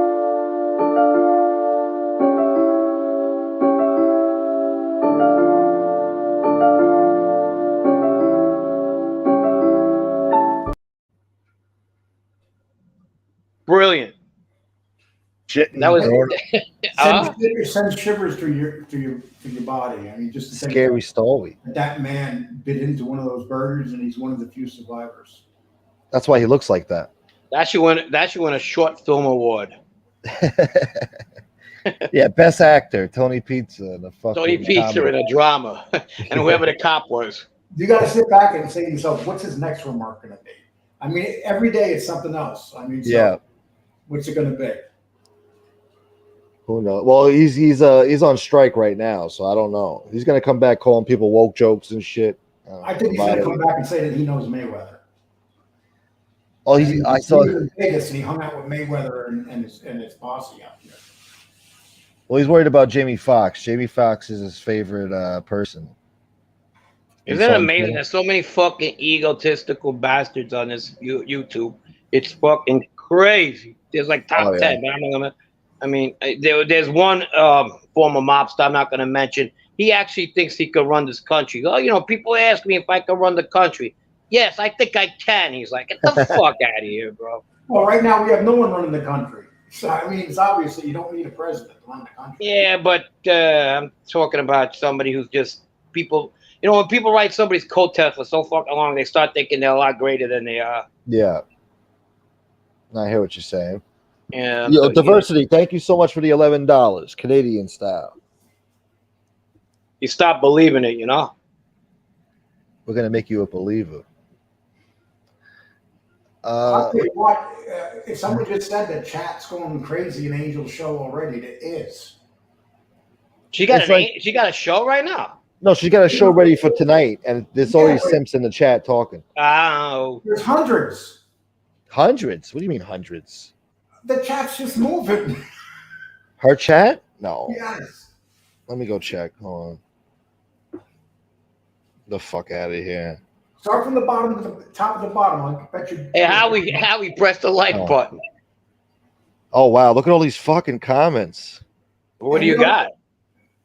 There's 14 people in there right now. The show doesn't start till 8:30 tonight. What the fuck is wrong with these people? And they're in there talking shit. The first person that starts the chat is a guy named Lee Cole, the humanitarian. Oh, that guy. That's a new. Okay, I got my name on a lot of names. That's a new one. You're humanitarian now. That's a nice name. Are you still in touch with Pizza, or have you flipped on him until you need him to do your heavy work? I haven't talked to Tony Pizza. I talked to him one time. It was about maybe about 4 or 5 months ago. And when I was talking to him, he had me on his show playing our conversation. Oh. And it was just a simple bullshit conversation. It was real quick. He got a hold of my phone number and called me. That was it. Besides that, that's the only time in probably at least a year. He don't want to hear from me. He's mad at me. So I told him he could come on the show and curse me out, call me names, whatever. We'll have a good time. But no, he don't want to come on this show. So all right. Yeah, the Iceman is not very welcome in the homeless community.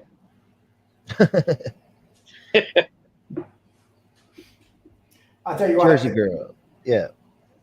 It's like if say YouTube tomorrow said, okay, we're not going to do this monetization anymore, and they just change, and they can do it. I wouldn't be surprised because Google will do something like that. What would he do? Because he has no income at all coming in. Yeah. I don't know what he would do. I don't know what he's thinking right now, taking days off. Like, bro, even if you're only making, I don't know, to him, $40 is an insult. If you're only making $40 in cash, bro, it's better than nothing, man. I don't know why the fuck you're complaining, bro. You already made sick. That's why he's sick. Yeah, but it's if you go on for an hour and you make $40, that means you just made $40 an hour.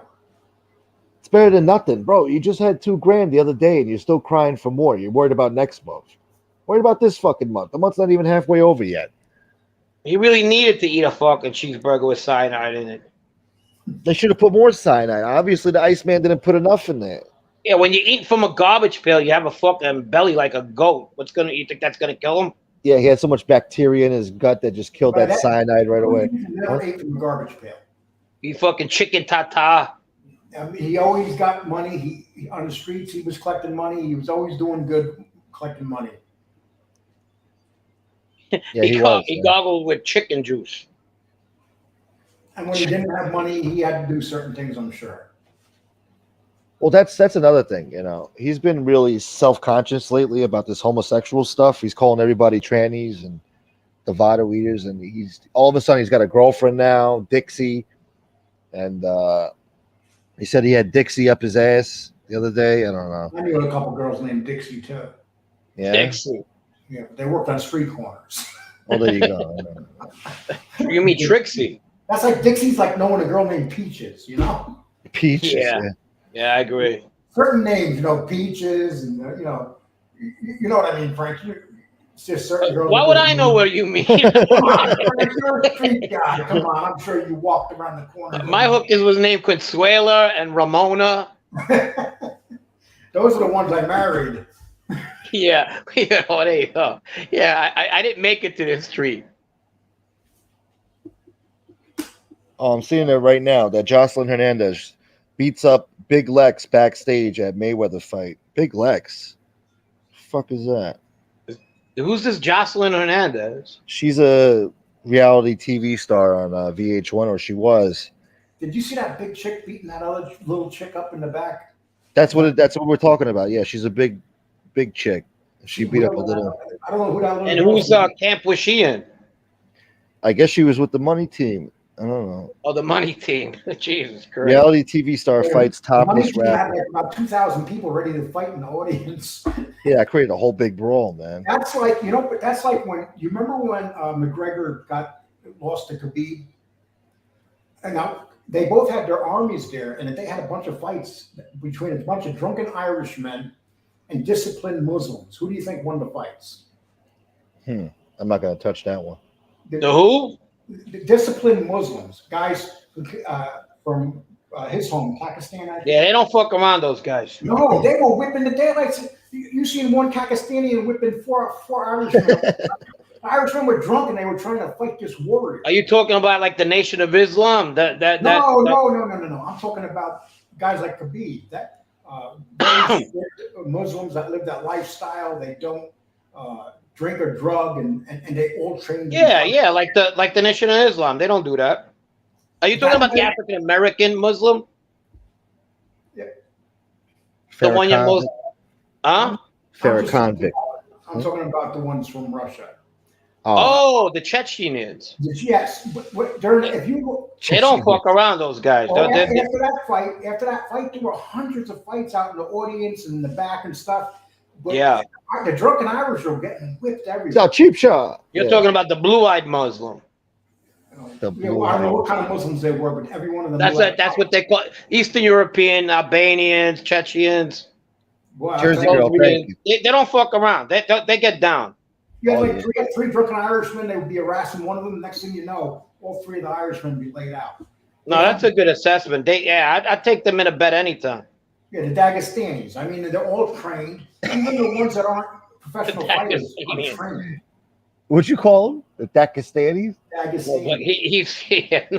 They don't have those. They don't have those in Texas, I guess. They have the tie, the Agostinians. Those guys, I mean, look how many in the UFC now. Look how many of them are champions. Oh, yeah. The wrestling skills are so good. That one guy, he don't fuck around. He's the one who kicked Conor McGregor's ass. Yes, that's the fight I'm talking about. When that fight, remember the fight they had in the ring? Yeah. After the fight was over, they had a big brawl. And outside, there were a bunch of brawls too, and it didn't go good for the drunken Irish. Well, fucking Conor McGregor, the trash that he is, started saying things about his the guy's ethnicity and his people, so that set it off. Yeah, look what he said about his father. I mean, it was like yeah. He's still saying it. It's just that's who he is. To this day, he still makes remarks about Khabib's father. Damn. But when you go in the alley and say that to Khabib. I never met an Irish person growing up that never used the word greaseball. You fucking greaseballs. All of you pieces No, of not shit. them. Not the ones off the boat. For the most part, they were always cool. Yeah. Talking about third, fourth generation. And, you know, we have them in our Italians have them also. But you know one thing about McGregor? As bad as he is and the things he does, he's still a rich mother. Oh, Guy yeah. knows how to make money. He'll never lose that money. I mean, This look, day and age, it's hard to, with the internet and all that, these guys, it's hard for them to go broke. You know, I mean, they could, we got to work for a month. They go into a signing and they can make that money in a week, Yeah. in 2 hours, you know. Or So get an endorsement, whatever, yeah. and whether you like him or not, you got to remember, he sold himself. He sold his image. I mean, he came in the kid grew up in the ghettos of Ireland. He was a poor kid. Yeah. Grew up with nothing. you know what it is, Lee? I like classy fighters. I don't like guys that got a trash talk. Even when they meet up head to head before the pre-fights, you know what I mean? You always want that guy with the big mouth to get his ass kicked. You know, it's just part of the. So you like the guys like Dustin Poirier and guys like that, or Justin Gaethje? I like guys who walk in the ring, no socks, no shoe. You know what I mean? Head down, like the old Tyson. Remember? Business, and then just get it done and go. What are you Dagos doing around here? Yeah, I remember that. You're right. It's Dago. I know. I got called a greaseball, Johnny. I know what they say. They didn't call you Dago, though. Dago, I haven't heard. That's more like a 50, 60 stick. Yeah. Greaseball, Guinea. I've been called Blue-Eyed Devil quite a bit. Blue-eyed You blue-eyed devil, you. You blue-eyed devil. I'll be right back. You guys commiserate and talk. Where you going? I was in Times Square one time. I had a black guy walked up to me and told me I was a Blue-Eyed Devil. You blue-eyed cracker. I'll be right back. He was a little black guy. His name was Shorty. He was about 55 years old. He walked up to me and said that to me. Yeah. No, but back to that. There's good and bad in everyone. You know what I mean? That's just, you got to take people for who they are, not what they are. You know. It's like I say, we be shocked of who people are on here because we create this one image of somebody on here, and people run with that image. Yeah, yes, definitely. Racism is wrong. You know, it's unfortunate. I'm looking back, like, I mean, even among us Italians, we have a lot. I have friends that sometimes I gotta tell them fucking stop. You know, like a time for whatever. They use the N-word a little bit too much. I'm like, dude, not stop. You know what I mean? And I'm sure you grew up around that. Yeah. I mean, not in my house though. Not in my house. Exactly. Listen, because we were first. I'm from the other side, and you know, I have relatives of mine that married with Spanish women, and I remember as a kid going to school, my mom, she rented to a Spanish family, and I was taking shit from the kids. Like, you know, your mom just rented to a Spanish family, and I was taking so much shit that I had to go home. And I told my mom, I said, hey, listen, I'm taking shit from this one and that. And she goes, well, who are you taking shit from? I go, Tommy, Joey, this one. She goes, okay, tell them to come talk to me. Well, you know, my father grew up in Brooklyn. He was born in Brooklyn. And, you know, my first wife was Puerto Rican. And she had the little afro going on and stuff. And he did not want me marrying her. And he said some very racist things. But do you know that when he got sick, she took care of him? And he apologized for being the way he was. Yeah. But people don't realize the Irish and the English and all those different communities back in the city back then, they were all like that. Yeah, I got dear friends that are Spanish. I got dear friends that are black. I got all different, you know. And back to my mom, she didn't have one racist bone in her body. I'm glad. But back to a lot of like first generation, second generation people I grew up around. They you know, they said stupid shit, and sometimes, you know, you had to check them if you could, because certain people I can say not to, you know that. And we all still make mistakes by doing it at times, and sometimes we don't even know what we're doing or saying. And then afterwards we'll say, I can't believe I said that. You know. Yeah. I've been good with it though. And you know, when I moved down to South, it fucking was like, you know, people test you up and seeing how your racist thermometer is, and that used to bother me a lot. Like, yeah, all right, not laugh at the jokes, you know, walk away. You know what I mean? Yeah, like, you know, it's in the 1990s. I was down in Florida at that time, and I worked for this woman. They owned this place called Walt's Barbecue, right? It was in a town called Satsuma, Palatka. And the guy used to be the sheriff of the town, and his wife they used to call Mrs. P.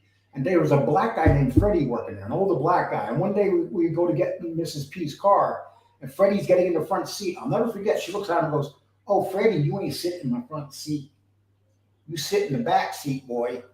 I'm like, can I just hear her say that? What year? It was 1999, 98.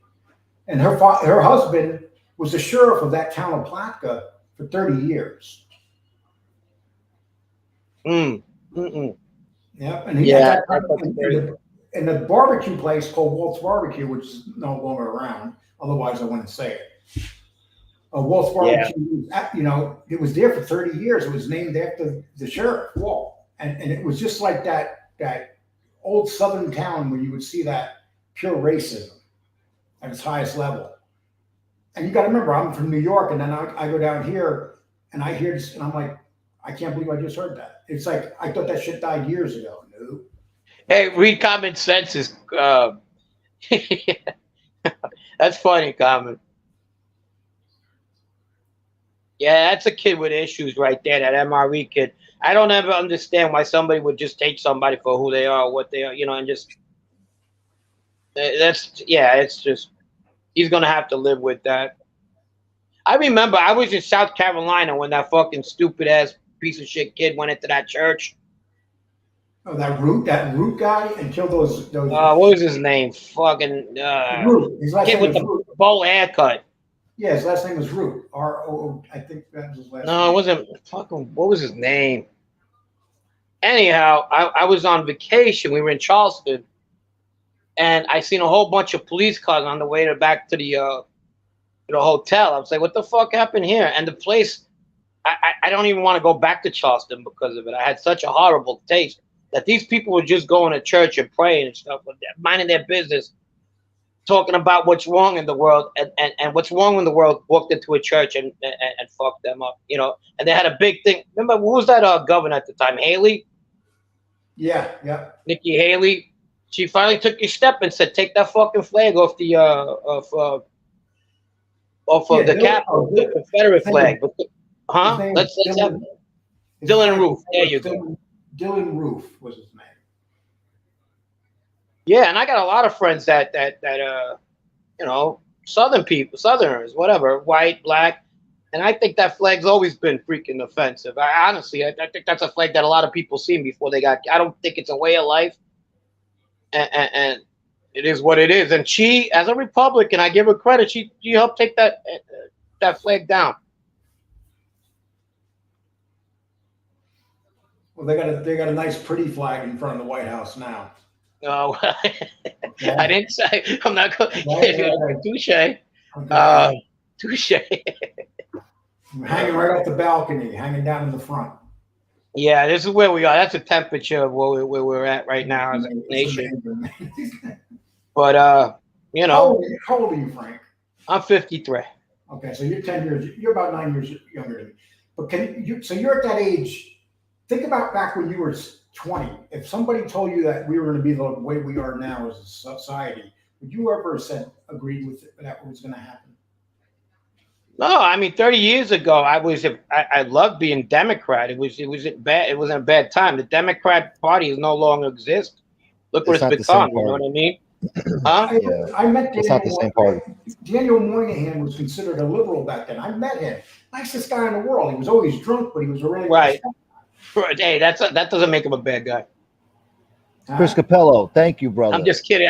You said he was drunk all the time. I said that doesn't make him a bad guy. Well, you know, I met him in the Democratic committee. They had a place up there in Utica, New York, And I met him in there.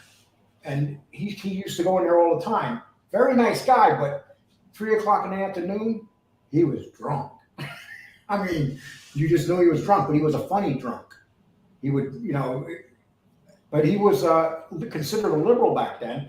But now he would be considered a conservative. Yeah, definitely, absolutely. Well, I remember my history teacher asked me. I was in high school. He goes, and I didn't understand it back then. I understand it now. That he goes, what's the difference between a Republican and a Democrat? And I'm like, no. He goes, 20 years. I said, 20 years of your way of thinking. Once you have kids, do stuff, you have to work for your money. Have to, then you understand what's the difference. You know what I mean? And a number of other things as well. Now I don't think now my way of thinking is conservative. But if you ask me when I was in my 20s, fuck everything. But look what happened right now with what's his name, Tucker Carlson. He goes on and puts out a couple-minute video on Twitter, and it's over 1 million. It's 100 million views. And now Fox wants to shut him down where he can't talk at all. Yeah. Can you imagine that? But that's the power these companies have. When you sign contract, they could shut you down. They're literally trying to get him not to say nothing because, they were shocked that many people listened to him. Yeah. Hey, absolute power corrupts absolutely. These companies, you know what I mean? Yeah. Hey, Anthony, thank you for the $25 Venmo. He says, don't let Lee push you around. Stop bullying me, Lee. Stop bullying me. Go ahead. How much did he give you? 25. Maybe I should push you harder to give you more next time. You're a big bully, Lee. Hey, thank you, Anthony. Hey, Christopher, how you doing? See, you don't know this, but some of the people in your chat are also on my channel. I know you don't want to believe that, but they are. I know. It's all good. Mustache Pizza in the house. Is he working? Yeah, he should be. Well, I should be in about a half hour too. So, so you got your name in the title tonight. No, you don't, Gunsmoke. You lost your. No, name. she kept me out of it because I didn't talk too much last night. Who's in the title? You avoided that show. You avoided that show, right? No, I went on the show. I just I didn't have the opportunity. There was too many people on the show for me to get a word in. So, but I did just enough to piss her off for her to send the money back and tell her. Yeah, I'll put it up on the screen again. She told me to stick it up my ass. She's like, and that Fertellini. And that fettuccine Alfredo guy. Tortellini. It was Tortellini. Tortellini. I don't know what the hell that she calls me. Whatever. And Frank Tortellini. Mind your business. You didn't know my father. I didn't call you Tortellini because I did not say your name. I never said I knew her father. No, you did. You said you knew my father? That was Tony Pizza. He worked Tony. That was his captain, his skipper. Yeah. Well, at least you didn't. Did you come to any conclusions on the fight last night, Gunsmoke? It wasn't a fight. I just said it was unsportsmanlike. The way the kid behaved, he caused that brawl. The guy's sister's going online saying racist shit about Mayweather and his family, making threats. I said it was unsportsmanlike. I don't know anything about that. So somebody went online and said something racist?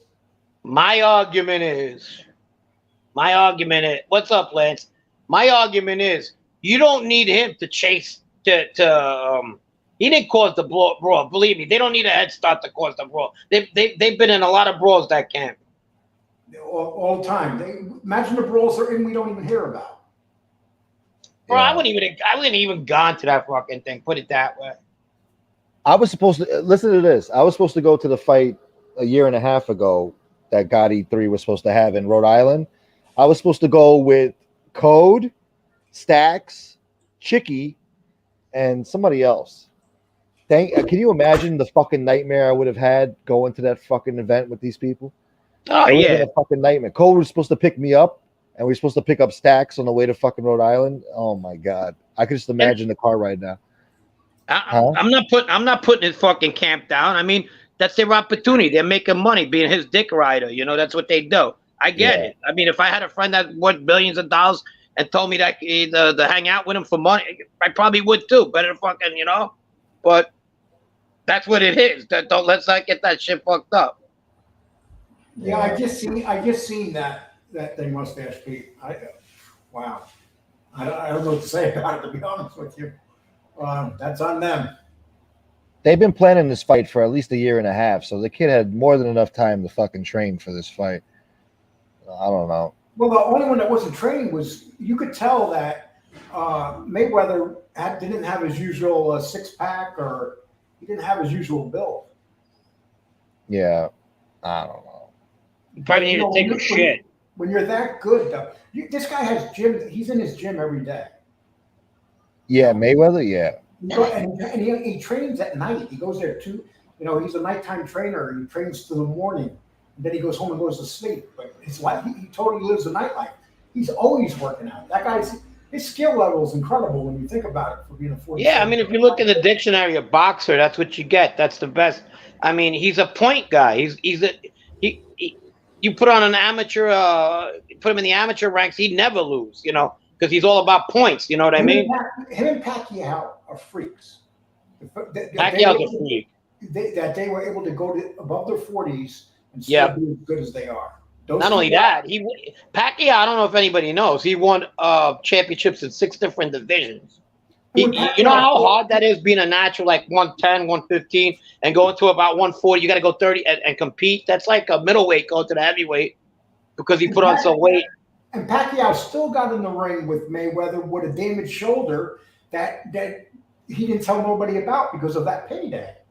And he went in there and his shoulder was ravaged. He should have never been in that to fight a guy like Mayweather with one arm. What's up, Albert? Hold on, Jersey. Thank you so much, Jersey. But Boston Red has a great question for Lee. Lee, does John Gotti III have butterskin? Absolutely not. No butterskin. He lost. He didn't bleed. That's true. He doesn't have that good butterskin. How's it going? Oh fuck! Hold on. This thing is glitchy here. Did you? Who's up there? I got Mustache Pete here, but it's all fucked up. Hey, what's up, Pete? Hey, hold on. Hey, William, I don't have a 6-pack. I have a keg. Okay, you have a keg. A keg, yes. Yo, why wouldn't it let me add him to the stream, yo? This thing's acting fucking. Hold on. What's up, yo? Yeah. Yo. Listen, I thought it was hilarious when I saw that brawl happen. That money team completely took over the ring. I mean, it looked like the opposite of what would happen to a black person when they rode through Ozone Park back in the day. You know what I'm saying? It was reverse racism for sure. It was not. I'm just saying, I mean, that, whatever. It's like me going into a fucking county jail in Jersey. I've done that. Yeah. It's very eye-opening. I thought Chicky was going to come in the ring and start throwing people over the ropes. He couldn't even make it. I don't even think he was busy dugging his nachos. He didn't see anything. But who was that one kid? There was one kid that they were really fighting with until he ran up. He had kind of long hair. Did you see that? That was the one kid that was really scrapping it out with those guys. Oh, he was putting guys away left and right. Yeah, I mean he could fight. I don't know who that guy was, but that was one badass. Yeah, that kid. Oh, I'm pretty sure he's got UFC guys on his corner and boxing. Both of them do. But if you're gonna have to go who has the better of the two, who you think? Well, you're gonna go with professional bodyguards. Those dudes that ran in that ring, they completely overpowered that whole, the whole Gotti team. And I'm not saying anything negative, but he's got a that was evident. Yeah, of course they did. I mean, they were 6'4". Yeah, I mean, they were big dudes. Yeah. Oh yeah. There was one guy, the chandelier was hitting him in the head. And you know that Mayweather don't have nobody around him that ain't in the gym working out with him. No. I mean, he just got a huge team, and that one guy was the first guy. The one big dude, when he went around the ref, that guy was reaching over the ropes to hit that kid. Look at diversity. All right, what's this say? They had to cut the ropes after Chicky got tangled in them. They had to do that when he was born too. They needed a chainsaw to cut that fucking cord. Yeah, where was Damian Trites? I thought he was going to be there. He didn't jump in the ring. Maybe Damian Trites was in the. You don't know where they were. I'm sure Damian ain't gonna be probably putting applications for the fucking to be in Mayweather's camp.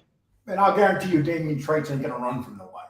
I on about the guy. He ain't running. no, he's not. He's a tough guy, but He sure is. When that one kid though, he was the only one I saw throwing quick punches at all those dudes, and then he was housing everybody. He was just knocking guys out. Yeah, but it was so fast. When I watched it, I actually put it in slow motion so I could see what was going on because everything was happening so quick. And I saw that kid with the long hair. He was throwing some good jabs. He was that guy. Whose camp was he on? He was on the Gotti. Yeah, he was in the Gotti team. And then he was walking out, and they tried getting him while he was walking out too. But he cracked a couple dudes for sure. And he walked out of there standing up on his feet. Yeah. He was fine. Yeah. But like you said, when you're overwhelmed like that, it makes you think that Jake Paul, when he grabbed that cap, he's lucky he wasn't killed that day. Yeah. That's always going to happen when there's a little bit of fucking opposition. Well, with these guys. Why do you think he did that? Why do you think he went around the ref?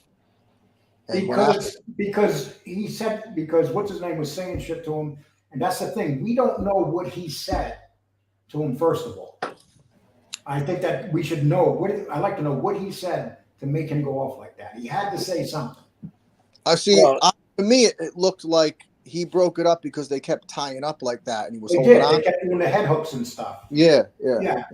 It was good. But if you watch that fight, you could see that they did it a lot. They were both doing it to each other, grabbing the head, pushing the head down, and stuff. So you guys have even an exhibition level. You have a sparred or anything like that. It's all supposed to be cool, friendly, until that first person takes that nice shot. And why didn't the referee back him up in the corner and warn them? That was a stupid stoppage when you think about it. It was no. Well, the poor referees think there's going to be like one of those Olympic events, all in the goodwill of sports and whatnot and everything, and then he's got this jarring back and forth. In the fourth round, he said, "You know what? Fuck this." Well, the referee's the one that caused all the issues when you think about it. I don't understand. Like they're cursing at each other. So what? Gotti Jr., I'll give him credit, just like a dad does, man. He ran up in there and, to defend his son. And he's an older guy. And there were some big dudes in there. I didn't see anybody throwing punches. He kept his cool. Dude, he had an NFL team there. Come on, are you kidding me? And Mayweather sitting on the ropes, bopping up and down, laughing. Mm-hmm. Yeah, of course. Who's going to touch him? He's got the That's what he does. That's what he does. Right? He's got the New York Jets front line there. Yeah. But they said that he went and apologized to Gotti 3 after the fight in the locker room. Well, they showed stuff backstage too. People were fighting backstage. I mean, it was mayhem. Then they had the big woman beating on the tiny little woman. Yeah, what were they? Who were they? Jocelyn? I don't know who those people are. Yeah, she was a reality TV star on Love and Hip Hop. She got into a fight after, like backstage. Those people fight. That's all they do is fight. Those girls. I hate that.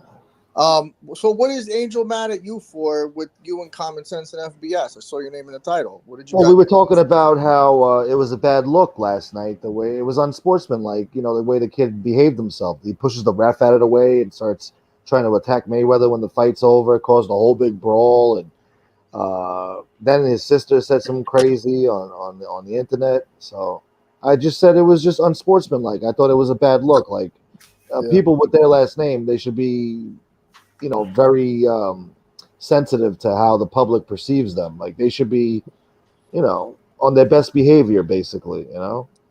Yeah, I guess I think that a lot of that stuff is to make things interesting and, maybe have another fight because that's like a hype right there. I thought that too. Yeah. I think his career is gonna do better now because of that. Somebody's gonna some form of promotion, either be WWE or something like that, might take him in for just a couple of dollars. I don't think he fucked his career up. They will fight again. You guys laugh at it. That could happen too. Yeah, absolutely. I don't think so. The more of a rivalry you have, the more money they can make for another fight.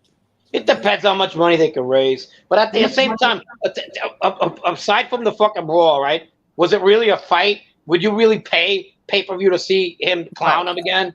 No. I mean, there wasn't a fight. Now, if it was somewhat of a fight and they stopped it, like the way Rocky 1 ends, you go, yeah, sure. You want Rocky 2. Gotti come in angry and go after.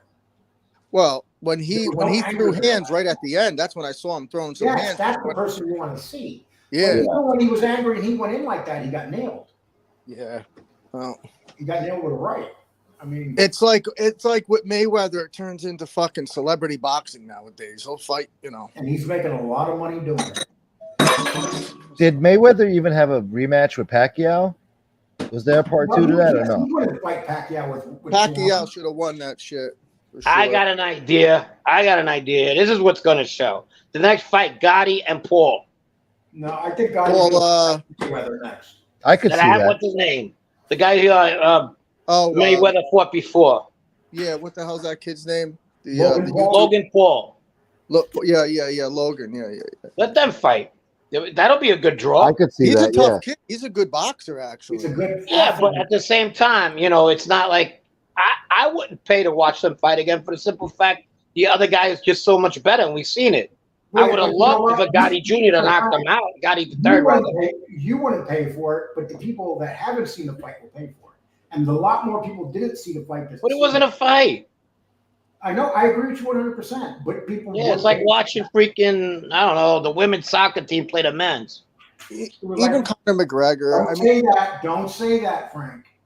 They lost 12-0 the other day. Yeah, but all you need is put a couple men in dresses on that women's soccer team, and things change. Judge rules. They got to check the judge rules. Yeah. Logan Paul would destroy God. Yeah, okay, David, fine, but at least I think it'd be more of a fight. Well, Logan Paul's not as good as his brother Jake when it comes to boxing. Yeah, you're right. I don't know. We don't know about this kid Gotti. Maybe he is a good fighter. But he's fighting one of the best ever, last night. But who's to say? He's an MMA, but he's good with MMA, isn't he? I mean, he's a good fighter when it comes to that. I think he's like 5-0, which is in the MMA, it's like 20% your career. It's like Dana White says. Dana White says he laughs when these boxers challenge these MMA fighters to boxing matches. Because these MMA fighters, they're not boxers. No. That's one of their many tools. Yes. You're right. Because a boxer who boxes and knows how to punch like that, you're not going to fuck with them. You know what I mean? And a wrestler, and nobody's going to mess with a wrestler. Mm-hmm. Right, exactly. If you notice, Mayweather buckles a little bit. Not that he got hit when the fight's over and the Gotti kid is running towards him like a defensive tackle on a quarterback. He's like, okay, this guy. He nailed him coming in, Frank. Well, he was like, this kid wants to body slam me. But he wobbled him with a right. I didn't see that. Take a look at it. No, I saw it. I will. I definitely doesn't mean it didn't happen. I just didn't see it. Yeah, no, he nailed him. It was actually boring for someone. At that point, Mayweather knew he had to fight. Oh, I said it a long time ago. This kid's a man, and he's a strong man at that. If he cracks him, like let's say on an unexpected shot, he's gonna do. He can knock him out. I was surprised because he doesn't have a great chin either. He just knows how to not get hit. Exactly. He came up as a gentleman, that kid. Anytime I saw him in an interview, and they said very nice things about him. So I was surprised when I saw that happen. That shit happens in the moment. It breeds the environment breeds it. You've seen that. I'm not talking both environments, okay? Yeah, that's what it is. It's a fight. It's like when your favorite team comes out of the tunnel at a football game. You see how people who don't usually act that way act like animals. Yeah, that's true. I mean, they encourage that shit anyway. I mean, people. Yeah, then they want to know why football players and boxers get in trouble outside the ring. We want them to go out there and fucking slaughter people. You can't be normal and go play football. Like if you're a linebacker in football, you are going through the most brutal abuse a human being can go through. Or say you're a lineman, offensive lineman. I mean, those guys literally are in wars. I mean, they don't realize when these guys leave the ring or leave the football field, they're warriors. Yeah, they call it tunnel effect. And it goes to their heads, too. When you imagine just coming out of that tunnel at a home game and 80,000 people are just cheering and they want blood. Yeah. Hey, look, even I know people talk shit about wrestling, and I used to, but after you watch that Dark Side of the Ring shit, those guys go through some fucking crazy shit, bro. They put their bodies through some crazy shit. Yeah, they do. Oh, my God. You ever watch that series, The Dark Side of the Ring? Yes. Really good. Hey, you guys ever see this new guy that's in the UFC right now? Nobody wants to fight him. His name is Bo Nichols. No. Bo Nichols is considered probably the greatest collegiate wrestler ever, and he has 2 fights now in the UFC, and he claims he could beat anybody. He'll fight anybody in the UFC, because his attitude is he knows how to box okay, but once he grabs a hold of you, nobody's going to beat him, and nobody will fight him. He's in the entertainment wrestler now. No, I'm talking about UFC. Bo Nichols. Oh, he's a UFC. Okay. What college did he go to? Who was the guy that was a wrestler and then he became a UFC? Was it Brock something? Brock Lesnar. Brock Lesnar. That guy was But he was a fraud. He was full of steroids. I mean, he was an absolute fraud. He was a fraud? Of course he was. Lesnar was juiced up. His last fight in the UFC, he won the fight, got disqualified afterwards because they found all sorts of roids in his body. His cousin was in the porno industry. Cock Lesnar. Cock Lesnar. Yeah. But he beat the shit out of people in MMA though, didn't he? I mean, did you see him? Listen, you guys know Donnie can't stand me, but Donnie just wrote, "Oh my God, Lee, you're right. Bo Nichols is incredible. Watch his last fight. He's a fucking beast." Bo Nichols can get his hands on anybody. If they don't knock him out within the first couple seconds, once Bo Nichols gets his hand on you, you're done. You're done. Hey, I have a guy backstage. He says he knows why the fight was stopped, and I'm going to bring him on. I don't know who he is. His name is Spinelli. We don't want to see your balls. Yeah, I know. That's what I'm saying. So I'm going to be ready to get him out of here real quick. But Spinelli sounds like, I don't know, he might be a gangster. Yeah. No piece of deals, please. I don't want to be rude, so no disrespect. Let's see. What's up, Tony? Hey, what's happening, fellas? Listen. Oh, nice. Okay. I'm going to give you my unbiased opinion, and I'm also going to give you a fact. Last night, after that fight, I did a little searching on YouTube, and there was an interview about a minute and a half long. It suddenly disappeared, though, that Antonio Tarver did with the referee of the fight, Kenny Bayless. And Kenny Bayless said he stopped the fight because there was no judges. So that meant there was no points. Had there been judges, he would have taken a point away from Gotti for not just the excessive holding, but refusing to break. But because there was no points in the fight, his alternative was to stop the fight. And that's why it was stopped. Because in boxing, it is not illegal to talk while you're fighting. It happens all the time. Now, if you're just standing there talking and you're not throwing punches, the fight is stopped. And let me say this. The referee did Gotti a favor stopping that fight because Floyd Mayweather's plan, in my mind, was to take the fight to the 7th or 8th round and then lay him out. And he wouldn't do that early on in the fight because people would then feel that they didn't get their money's worth. And somebody made a comment that Mayweather doesn't have a chin. Just to let you know he's 50-0. The man has never been knocked out, and he's never even been knocked down in a fight. Yeah. And anybody with an educated eye for boxing would appreciate Floyd Mayweather because the sweet science of boxing is about hitting, but not getting hit. Yeah, of course. I'm sorry. Not only that was me. There is nobody better than Mayweather at that. Nobody. That was me referred to his chin. What I wanted to say, he hasn't been hit that many times because he's so good at not getting hit. That was my. Well, when he has been hit, though, he survived the hits without. Yeah, of course. No. Listen, good point. He's 50-0. He doesn't get to that point by being by having a glass jaw. I get that, but I got a question. Is this handstand push-up guy? And listen, if I could say this, sure. The reason why most of the punches Mayweather was throwing were to the body is because over the course of Mayweather's career, he has damaged his hands. And headshots hurt your hands a lot more than body shots. In addition, that's why he demanded 12-ounce gloves. There's a little extra padding in there to protect your hands. Protect his hands. Yeah. Hey, Mr. T. That's pretty good. I saw that interview too with Antonio Tarver and Kenny Bayless. Good. You did see it. Bayless said that there was no judges either. That's why he stopped the fight. There was nobody. Right, because there's no judges, there's no point systems. Basically, the only way to clearly win the fight is if you knocked out your opponent, right? That's the only way to clearly in an exhibition. It really wasn't a fight; it was an exhibition. In a sanctioned fight, there are 3 judges, and the fight is scored and won on a point system. No point system. He can't. He would have taken a point away from Gotti. Yeah, I heard him say that. Yeah. Yeah, and something else about, I'm being unbiased, okay?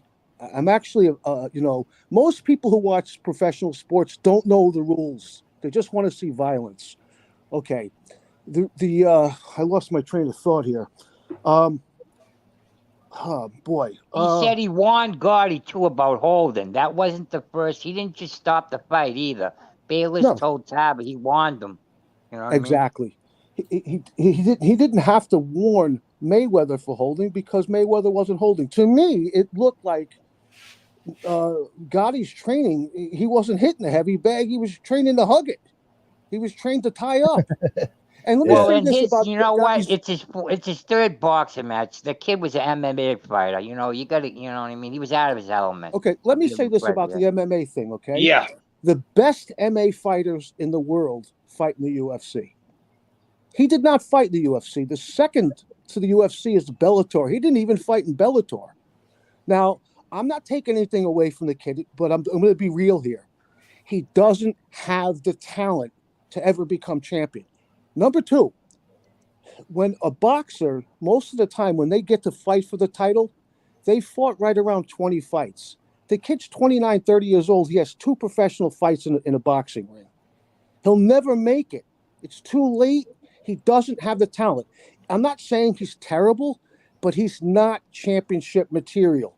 And, to me, this is the biggest story on the MobTube streets today. Because the other side, I've gone over and seen those posts, the comments from the simps. It's obvious one of 2 things. Either they're intentionally lying or they just don't understand boxing. So it's just, and I'd say this too.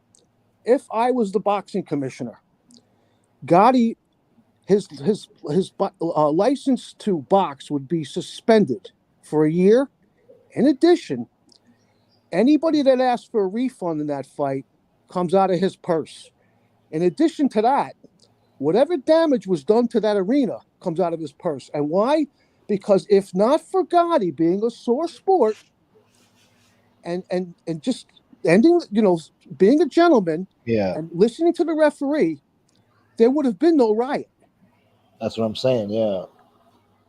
Right after the fight, he went right around him and right at Mayweather. He more than went around him. He was pushing at him. And that's like, if you're on a boat, you listen to what the captain says, point blank. The referee is the captain of the ring, okay? And to put your hands on the referee, right there, that in and of itself is enough to get a boxing, to have your license suspended. You don't do that. Yeah, but don't you think the referee should have gave them warnings? He did. He did. He gave warning, he said. I'm talking about stopping the fight and putting him in the corner and explaining it to him. Not beginning or end. There was nothing. There was never no warnings that were really given, like real warnings. Yeah, if you watch that fight again, you will see when Gotti clinched with Mayweather, the referee was having a big difficulty getting him to break. To just let go, and I think I didn't see the fight, so I'll have to watch that. Go back and look at the fight, and at some points, I advise you to actually slow the speed down. And somebody made mention of this. I think it was Lee. At the when Gotti rushed Mayweather, just to prove he could have knocked him out if he wanted to at any point. He clocked him with a check right hook. Yeah, and he knocked him across the freaking ring. Yeah, literally, look at that. Yeah, he did. So, I don't think that they should ever fight again. But I think they're gonna. I don't think they're gonna, Lee. I doubt. I doubt after that. Those two will fight again. I'm not saying I think they should. But when you're talking about a lot of money sitting on the table now. This is so. That fight went from hardly nobody watching it to everybody talking about because of the brawl. But would you pay to see that fight? Him No, fight again I out class? didn't pay last night. I would not pay. Right, Not, right. not only that, but think about this. Why would somebody that's with a clear head want to bring their wife, their girlfriend, even their son to another Gotti Mayweather fight after the riot that ensued? I wouldn't. No, it's dangerous. I'm hoping that there were no kids there in the first place. I hope not. You know either. what? On all the sports shows that did comment on it, Skip Bayless and I think Steven Smith, a lot of them said they don't believe it was real. Some of them, you know what I mean? The ones that comment I on thought it. it was staged. Bayless I is don't an know. asshole. They said it was staged. Yeah, that's what they said. Skip Bayless. Skip Bayless's career is staged. I think it was real, but what I'm troubled with, I thought it was is that- staged, but got out of hand. That's what I think. I'll tell you know. what. I'm glad that Chad saw agree that with you. video last night with Yeah, the I interview saw it. It with was Bayless. good. Okay, It was good. What When Tava Bayless- stopped, yeah, I saw that. It was nice. What Bayless said was the truth. He stopped the fight because he couldn't take a point away from Gotti for holding, which is what he would have done if it was a judged fight based on the scoring system. And I'm troubled by most of the news reports are saying the fight was stopped because of trash talking. What a crock of crap. No, right. That's And you know what? bull. Danny Bayless is a well-respected referee, too. No, it wasn't because of trash talking. It was definitely because of the holding.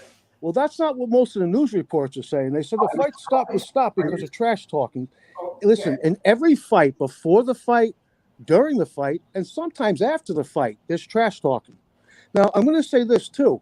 There could have been another reason for the referee to stop that fight.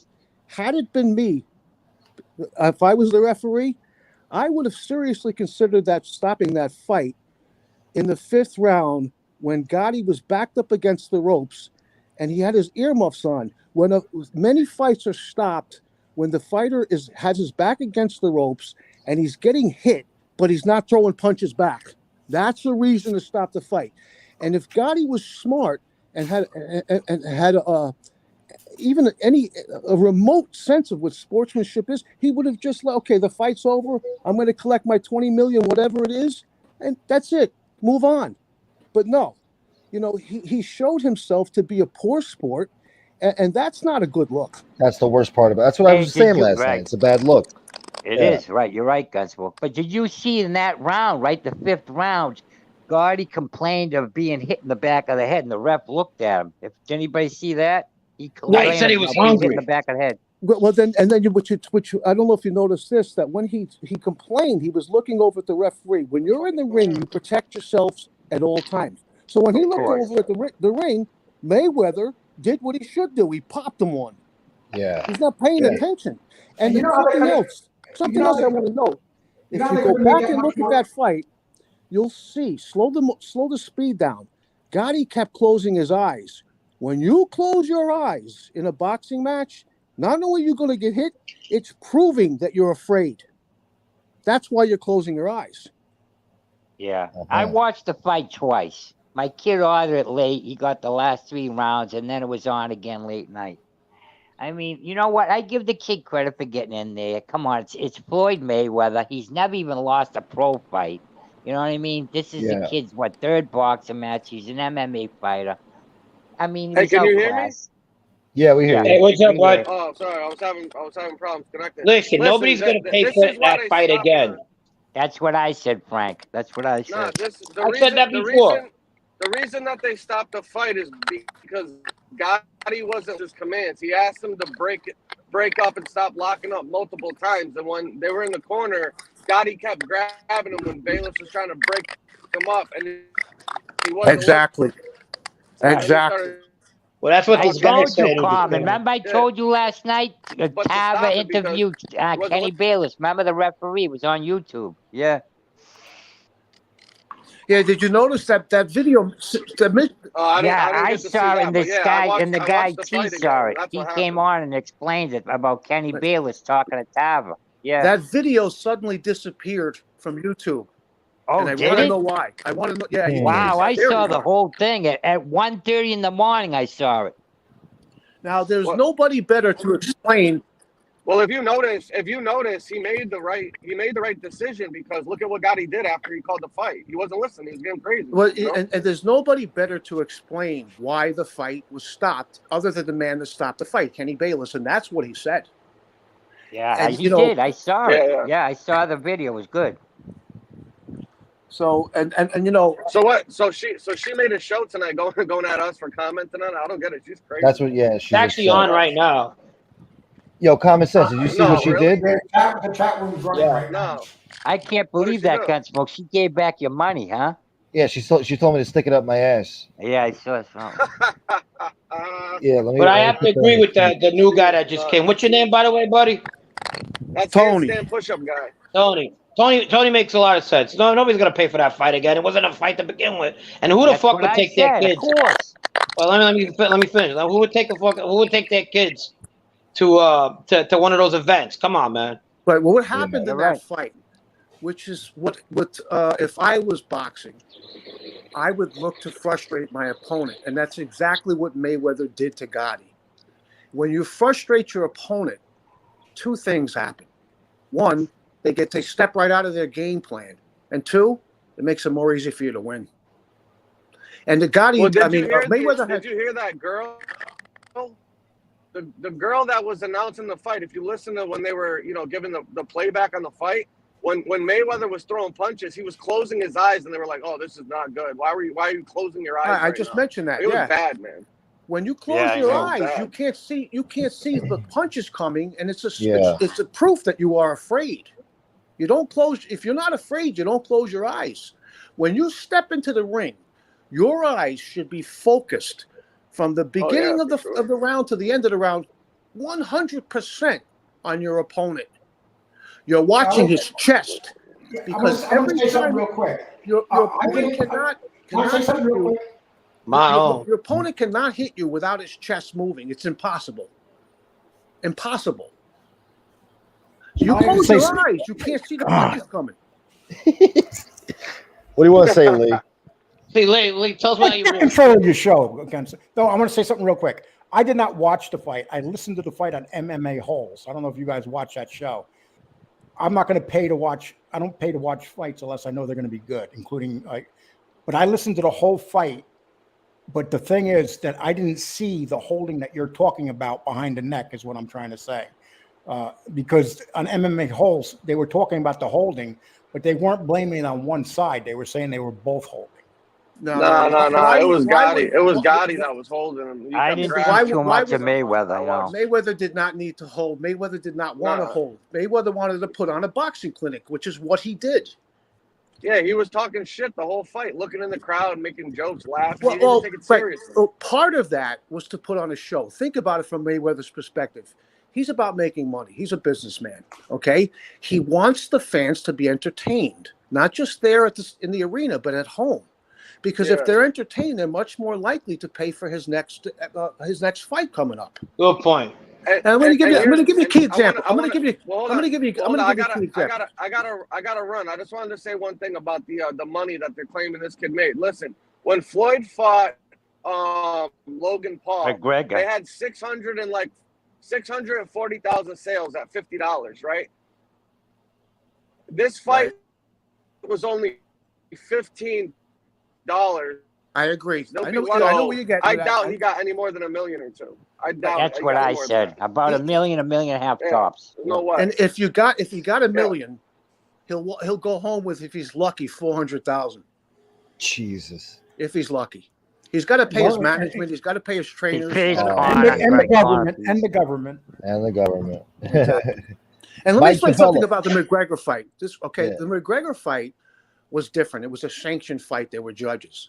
If you noticed, Mayweather had no problem taking McGregor out of there in the 10th round. The fight was stopped because in the 10th round, he had Conor's back up against the rope and he was firing away Mayweather, and Conor wasn't punching back.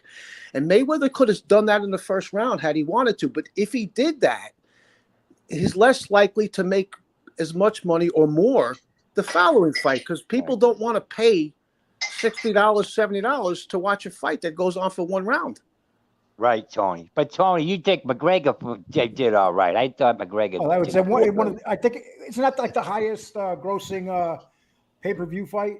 I believe so. McGregor is a different animal than Gotti. Yes. McGregor is much I more know. highly skilled. Well, poor Much Gotti. You more know highly what? skilled. He got in there, Tony, right? And he was probably shit. I'm in here with Floyd Mayweather. He's the greatest fighter of all time. You know what I mean? Once he got in there, you know what I'm saying?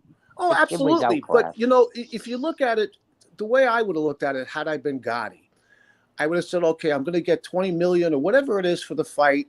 I'm going to do my best. I'm going to go out on my shield, and that's it. That's it. Yeah. You know, and had he done that, his prospects to get another money fight in the future would have been much better than they are now. Definitely. Yeah. And like I said, trust me, he doesn't have the skills to ever even fight for a championship, let alone win one. Well, he picked up the sport, both of them, very late in life for a boxer or an MMA fighter. Well, I believe that he switched over to boxing from MMA for two reasons. Number one, he wasn't good enough to be in the UFC. The best MMA fighters fight in the UFC. And if you notice, when the best fighters in the UFC get older and they start losing, they usually step down to Bellator or bare knuckle boxing.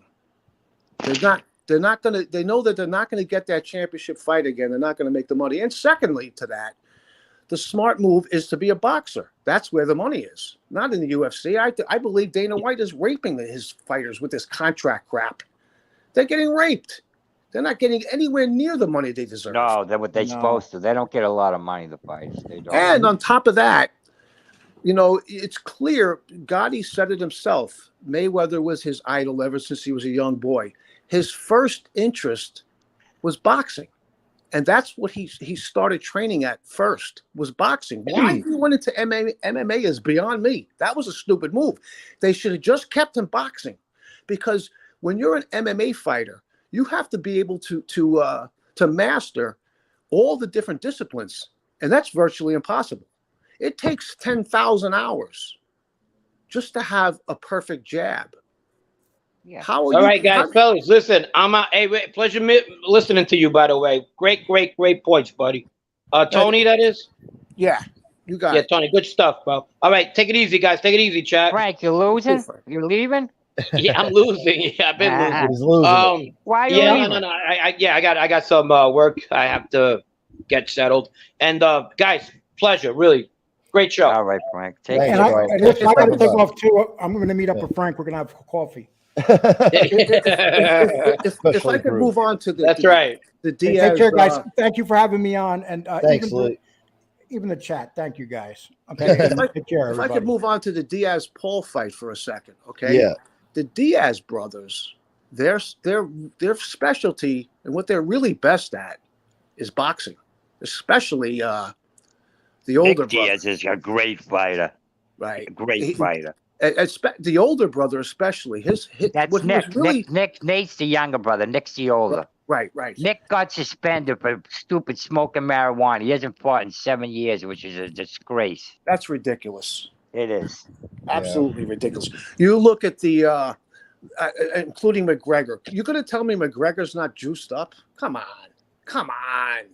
And here's the problem with McGregor. I think he's overrated, and that could be argued.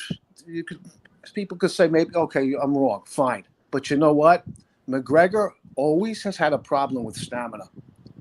He doesn't have the same energy at the end of the fight that he does in the beginning. And that's a big problem, a very big problem. You know what, though, Tony? He's a great draw. He draws, McGregor. You got to give him that. Absolutely. And here's something else that a lot of people don't know. When Gotti boxed, the first two boxing matches he had, he fought at 170 pounds. The day before the fight, he weighed in at 181. He probably gained another 4 or 5 pounds on top of that.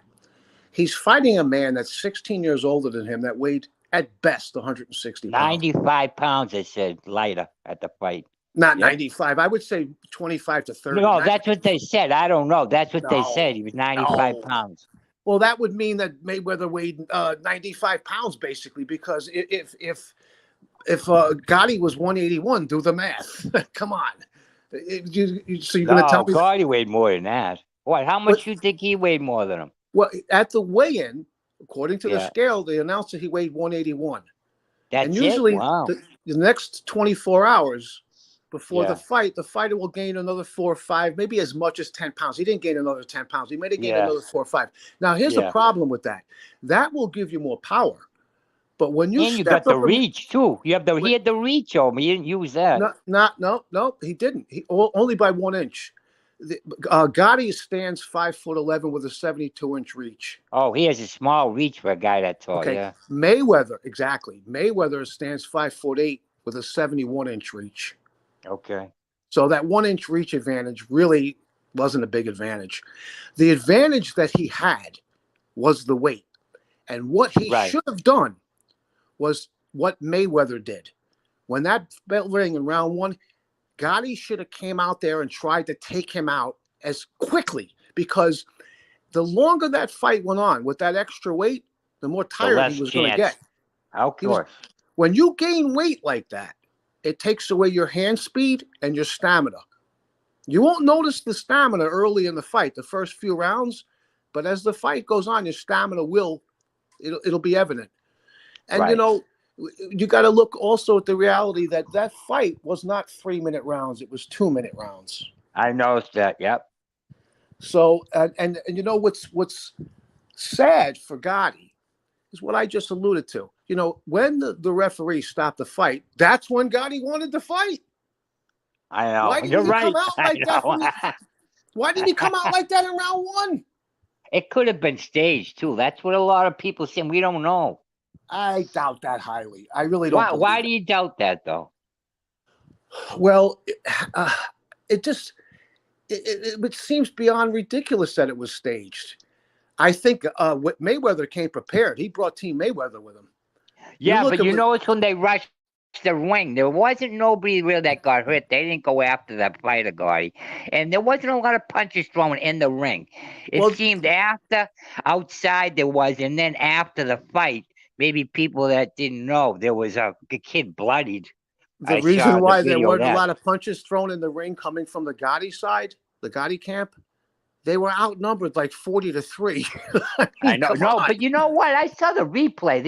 I counted 10 guys with Team Gotti. They had black shirts on. They mellowed in with there was way more Team Mayweather. And way more. And they were huge too. You see the size of them? So if the fight was staged, why did Mayweather show up with his full team? He wouldn't have needed it. He wouldn't have needed it if it was staged. You understand what I'm saying? Right, I know. I'm just saying what they're saying. You know what I mean? Other people. What I saw was Mayweather frustrated Gotti throughout that fight. And that's part of the reason why Gotti was holding on so much. Even many times when he was clinching, Mayweather was still popping him with shots. That showed the inexperience of Gotti. And I'm not knocking the kid, okay? Right. It's like I said, it was the kid's 3rd pro fight, and you're fighting the best fighter on the planet, you know, even at 45. And 45 these days ain't that old, T, right? That isn't that old. Right. So Mayweather did his father and him a huge favor in giving him that fight. Had he been smart, he would have went out there in the first round, went right at Mayweather. If he gets knocked out, so what? Like McNeely did to Tyson. You know what? He went right at him. I give him credit. He got his ass kicked, but he went right at him if you saw that fight. So had he done that, let's say he got KO'd in the 2nd round. His prospects for getting another big money fight would have still been good. All he had to do was say, listen, you know, I got knocked out. I learned a lot in that fight. The next fight, I'm going to do a lot better. And his prospects would have been much better or greater to get another big fight. He's never going to get a championship fight. Trust me on that. It's not going to happen. I said the same thing. I disagreed with Lee. You have a lot of good points, don't you, Gunsmoke? Like Frank said. Gunsmoke, you there? It's just me and you, Tony? God damn it. I was on mute. I said, yeah, absolutely. I agree with you. He definitely does have some great points. Yeah, he does. Yeah. But hey, look, I gotta shut it down.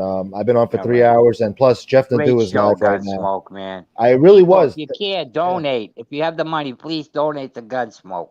I'd These last appreciate few it. nights, he's had some great shows, man. Well, listen, FBS too. Gunsmoke, Great thank show. you. Gunsmoke, thank you for having Yeah. me on. And Chad, it was a Hey, pleasure nice talking with hearing you. you, Oh, you man. were great, bro. Great You were points. great. Yeah, Yeah, you're absolutely, great. man. You can come back You heard anytime. me before, right? I heard you before. Yeah, I think I was Yeah. on with you on another channel. a Yeah. while back. Yeah. Great points, like Frank said. I like hearing you. You know what you're talking about. Yeah, absolutely. Yeah. Yeah. You're welcome back here anytime, bro. Thanks for coming by. I appreciate it, Gunsmoke. You guys have a All nice right. day, and everybody in the chat as well. You too, All Tori. right. Nice hearing from you. right. Gunsmoke, thanks for having me on always, buddy. Yo, Chad, you're the best. I'm glad you're coming around more lately. Oh, It's good of to have course, for you you, around. you know it. I just have a hard time getting up early. My sleeping habits because I'm not working and stuff. You know what Yeah. I mean? No, I I'll feel try you. to come on more. All right. Thanks for having me on, buddy. All right, brother. All right. Bye. Later. All right, folks. Well, there you have it. Another show in the bucket. Happy Monday. It was a great show. I had almost 150 people in here at one point. Consistently had over 100 people throughout the entire show. I can't complain. Donations were great. I want to thank Mike DeBella. I didn't get to thank you, bro. Thank you so much. Diversity training kicking up here, 550. Thank you, bro. Elsa sent me a Cash App too. Antonino sent me a Venmo. 2 Venmos. Thank you, Antonino. And to all of yous, the rest of yous who donated too. Jersey Girl. Lee Cole's landlord stopped by. It's that time of the month. It's the middle of the month, and Lee's late as usual. Jane Creek, Robert B., Casey Robinson, Alex Vijij. Salute to all of yous. Diversity, all of yous. And yeah, I guess I dropped the link for JC's show tonight. He's going to go live around 6 p.m., I think. So if you want to check that out, 6 p.m. Pacific time. Pacific. I know Jeff Nadeau is live right now talking about the fight. So I guess maybe if you can, you guys should go over to Jeff's channel, Jeff Nadeau's channel, the Sit Down Podcast, and go check that out. Should be good. And I hope you enjoyed this show. So I'll be on tomorrow morning around the same time. I want you guys to stay safe, stay dangerous, stay classy, try to be nice to each other. I appreciate all of you for supporting this channel today. I think who bought a membership today? Somebody bought me a membership for somebody, and New York City Crime Spot got it. I think it was Tatone. I'm not sure. Sit Down Podcast. Yeah. Robert B., salute. Anyway, I'm going to play this pizza video right before I go. I hope you enjoyed the show again, and I'll see you guys tomorrow, okay? Take care, everybody. Until next time, MobTube. Salute.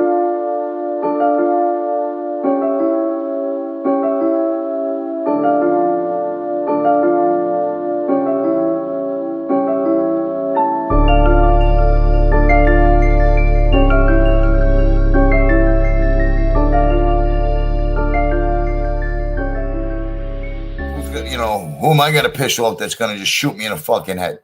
You know what I mean? Like, you never know. You never fucking know. Like, they questioned me about the Iceman. All right? Had I known at that time, you know what I mean, who the Iceman was, Richard Kuklinski didn't look like no fucking hitman. He looked like a fucking car salesman. I went by the name of Dominic Michael Provenzano. You willing to go out on a contract? If the price is right, I'll talk to anybody. Yeah? Sure. And you mean to tell me your way is nice and clean and nothing fucking shows up? Well, it may show, my friend, but it's quiet. It's not messy. It's not noisy. Thank you, Jersey Girl. It's not, Yeah, but how the fuck do you put it together, like, you know what I'm saying? Oh, there's always a way. There's a will, there's a way, my friend. I just have a few problems I want to dispose of. I have some rats I want to get rid of. Yeah. The only fucking thing I don't understand, don't you use a fucking piece of iron to get rid of these fucking people? You use this fucking cyanide? Why be messy? You can do it nice and calm. You put that stuff in a mist, you spray it in somebody's face, and they go to sleep. No shit. As long as he's dead, that's the bottom line. Well, that's the thing, isn't it? No matter how it was done. I mean, I know guys that went to sleep and never woke up again. I mean, You know, who fucking expect to get your cheeseburger poisoned? He says he had one guy, he went and get a hamburger, they come back and he put the cyanide on his hamburger. And we're sitting down and he's telling me, he says, you wouldn't believe it. He says, I'm waiting for this guy to keel over. He says, because once you eat cyanide, usually you'd roll over and that's it. He says, this guy had the constitution of a fucking bull. He says, you wouldn't believe it. He says he wouldn't die. And we're both laughing about this. And I'm saying in the back of my mind, I said, holy God. I said, look at this. I said, what kind of person is this? I said to myself right there, I said, you better cover your butt. I said, because you just don't know with this guy. And he'd be kidding about it, and I'd be laughing. In the back of my mind, I'm saying, this is the devil. No question about it, this is the devil. I sat 5 days going through MRIs, dye tests. They made me drink all different kinds of dyes. They ran shit through my system and fucking stuck me in a machine every fucking day. They wouldn't let me eat. They weren't looking for cyanide. They didn't know what happened to me. I didn't know what happened to me. Okay? The only ones that knew what happened to me was Frankie and Richie. And like I said, when I surfaced 5 days later, I got out of the hospital because I didn't have a phone in my room. I didn't have ID on me. Nobody for them to call.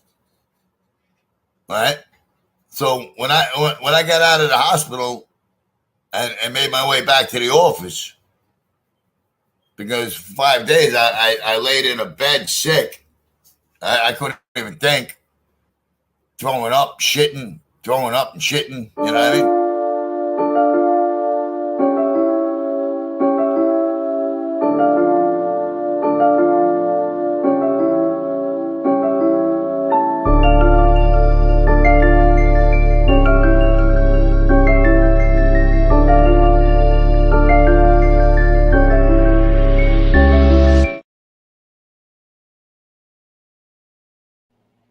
Peace out, everybody. I love you. Thank you guys for all the support you give this channel. I really, really appreciate you. I can't emphasize that enough. If I didn't mention your name, I didn't skip over you. I'm sorry. All right? Don't take it personal. Fatball Italian, you're the man. Mike DeBella, thank you for showing up here today. Robert B., salute. Casey Robinson. Jane Creek, you're a sweetheart. Lee Cole's landlord. Yeah. Jersey Girl, Chris Capello kicked up. Thank you, Chris Capello. Elsa, sweetheart, thank you. And Diversity, you're the man, bro. All right, I'll see you over at Jeff's channel, all right? Jeff Nadeau. Peace out, everybody. Yeah.